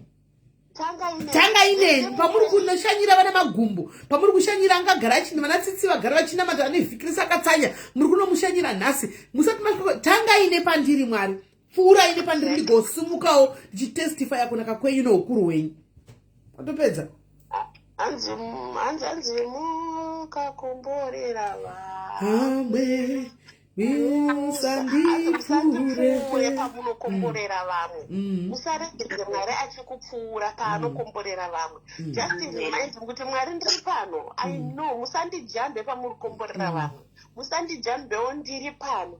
My faith inini faith yangu yakagadziriswa daimbofunga kuti hakuna izvo, but ndakazoona kuti zvechokwadi faith yako inokuporesa. Izvo zvechokwadi. Have a good night. Thank you, Gogo. Thank you very much, Gogo. It was nice having you here. Thank you very much.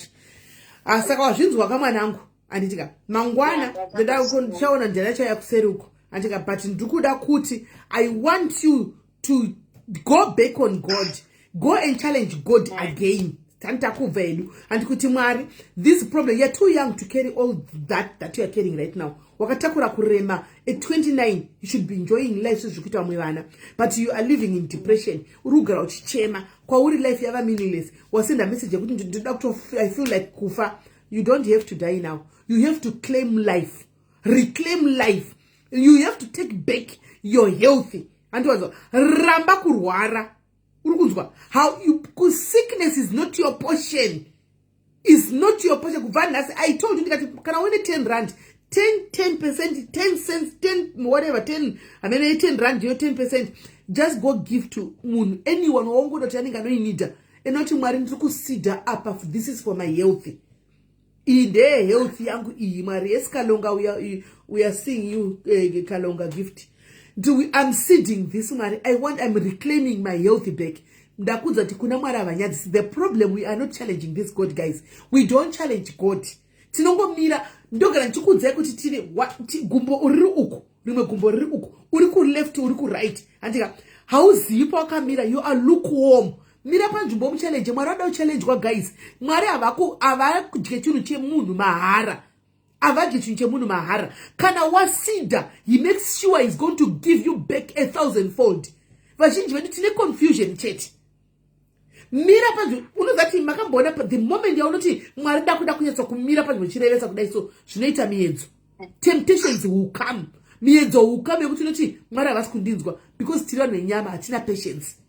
Andwana miedzo inosimuka zveshuwa. Iwe miedzo ichizhungunuka ichiuya ichida kukuzvamburira pasi, ramba wakamira kuti Mwari kana ndida kunduraya chingondiurayai zvakangofanana, but let it be you wachitora mweya wangu. Ndakatomira enda ndakwandiri kuenda sezvakaita mudzimai weShunamite.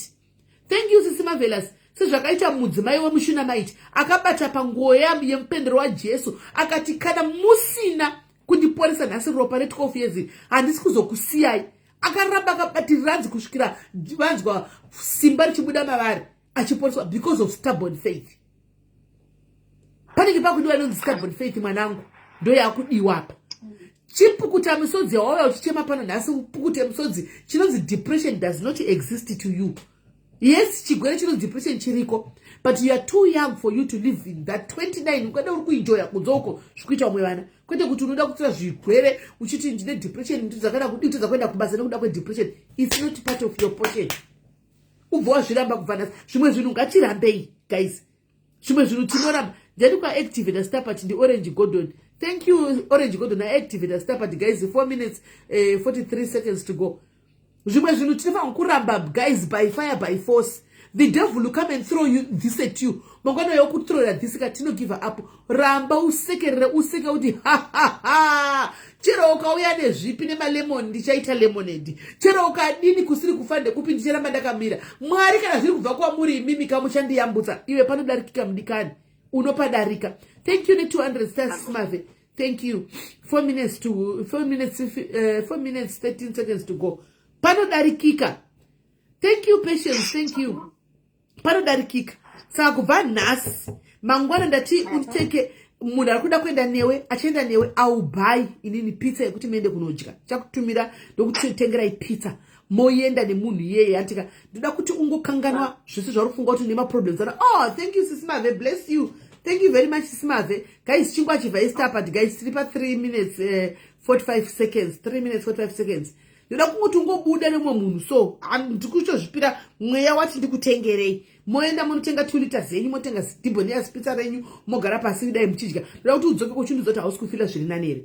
You have to we cancel each and every negative thing that has been written upon your life at 29. We cancel it in the name of Jesus. We are reversing, we're saying back to sender. Whoever is doing that, depression at your age, it's a no. And it's not even a portion. Even at 50, it's not your portion. Depression. Andika chako iwo kushanda chishanda nesimba ende mari yako pauchashandeko zvinezvi ngairege kubiwa ngairege kudyiwa. Thank you tetes, thank you very much. Ngaisabiwa ngaisadyiwa nezvinhu zvinodya mari dzako zvinhu zvako zviendeke. Ndinoda kuzodzoka pana pachitestify one day kuti ndakamboya chichema ndichitaura kuti ndakuda kufaini ndine depression pakakwira mudzimai anonzi Magumba akati neni ndakamboitawo depression sisimeni vakati zvakati. Thank you tete guys. Chingwa chivaista but kosara 2 minutes guys. Hey, apa iri pahafu yafamba. Thank you Sisimave. Ndifunga kosara vanhu 2 vanoisa ma 200 tinobva yazara. Kosara vanhu 2 vanokanda ma 200 tinobva yazara stapati. Inobva yatozara stapati 200. Obva wayasotaura ndakambouya ndikadai but this is me now. Nemari yandoshanda iyo ndinowana mumba imomo kudai 3000 dai 4000 mufunge ndikutorera makaupenyu kangu zviri kutoendeka zvinoita kona azvirambi. Amen. Zvinoitika usa bvisa musodzi. Thank you tete guys. Achiva istapa 2 minutes to go. 2 minutes to go guys. 2 minutes to go. 2 minutes to go. 2 minutes to go. 2 minutes to go.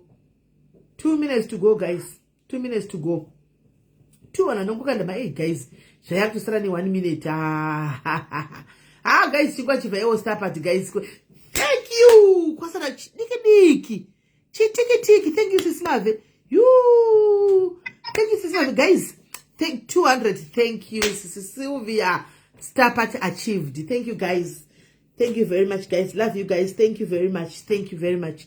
Right, saka tumbotsana nemwana wedu uyu who's going through a lot ane 29 inherera zvinhu hazvisi kufamba ari kuona sokuti kufa chete ndokwasara.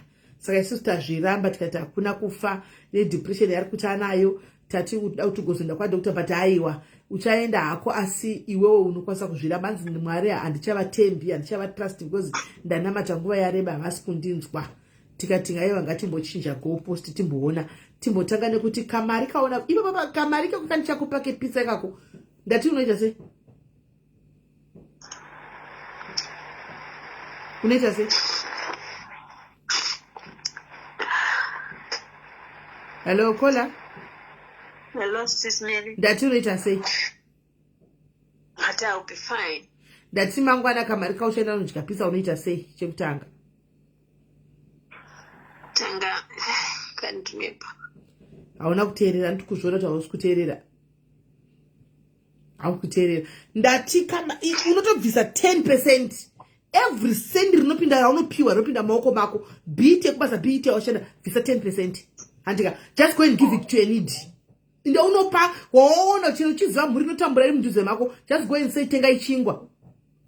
Kana uchiziva ari parodhi wamondo inde noti oil nhasi tenga iko drink.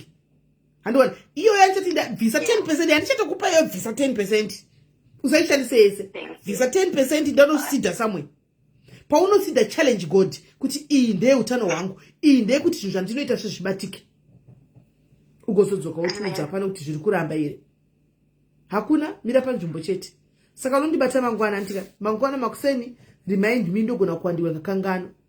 Aditi remind me titsvage munhu kuti uende naye kubva kugudhu ikokoko moenda monodini mono but namata nasecha iye taka kupfugama cheko unamate uchemi unobvumidzwa kubuda dziwa chero kuchevera Mwari kusvikira zvanaka unobvumidzwa uri wega iwo ndotori ne all the time in the world manje uri one mbai momoka ndogwana ye Mwari ye kusvika vandidaira ndinogwana avo kusvikira vati ndaneta newe oma zero papadza acho ai chindi ndo pasage of to svike ipapo. Thank you Simele. Aditika. Thank you. Alright. Konga kuti uda kuenda kumusha kunodi. Simele kuna vachana kutoenda musha is not like ndauda wena musha unogara. I just have to give up. I feel like if I kumusha it's like feel kunogiti far from kumusha, so I just say I have to end it all. But it after. Saka do you think you are by killing yourself ningo achieve? No, it's just because I believe it now. Chandina just seemingly it was not like now I can feel life, right? Because in the one of night I was just feeling pain. So it's not about take life because I do not save one. It was about to take out the pain. So it just to end the pain. So it was an that would be the biggest sin. That would be the biggest sin that you would have commit. That you would commit. Just taking your life. But then I will suffer for my sin. For this one I'm suffering for, I ask myself, what is my offense? This one I know I'm going to suffer for it. At least I know what I did. This one I'm suffering for, I don't know what I did. The point. Do you know all these people that are suffering, they know what they did? Tinorwa nenyama inzwa, atirwi nenyama neropa, tinorwa nemweya muchadenga yatisingaoni. Meaning to say, we are fighting the spiritual battles, things that we don't, most 98% of the things that are fighting us, we don't even know them. Yes. 98% of the people that are fighting us, we have never, but they are fighting you. Antoona, automba kuzivi. Saka zviri muchadenga mweya indezve mumweya. You never understand. So ukagara wangoziva chete kuti hori dzatiri kuona nadzo zhinji zacho naka hadzisi dzedu. Ndikatorwa newe wandadinana naye kanzati uyu ndakamudena tikatorwa zvinotokurumidza kupera. But today tiri kurohwa nezvinhu zvemadzibaba edu. Tiri kusafa nezvikwambo zvakabatana nasekuru vedu usati watombofungira kuti chazvarwa iwewe. Mai wako asati atombororwa musha menyu. Zvikwambo izvona zviri kuita vakadzi nhasi. Zvausingazivi iwewe. Vana mbuya vedu vakaenda vakanoromba. We are suffering because of that today. Yeah. And to honor. So most of the suffer zhinji hadzisi dzedu, hatidzizivi. Hadzisi dzedu. Tikutongo pa crucify. I don't know what ndomudaira sei. Alright, ngandimuza. Hello. Hello. Makadenyo. Tiripo Makadenyo. You're right. Ndinisashantana ndangoda ngofona ngobatsira sister wedu her phone. If that's okay. Okay, that's fine. Yeah, okay. And ndikuwira nezvamuri kutaura as well, because for mental health we look at different things, different aspects emunhu, like social connections, like spirituality, muri kutaura as well. Also we can look at medication as well if kana iripo, so that zvinhu zvese izvozvo kana zvinofanira kunge zvichisenza zvese one for our mental health kuti ive nani.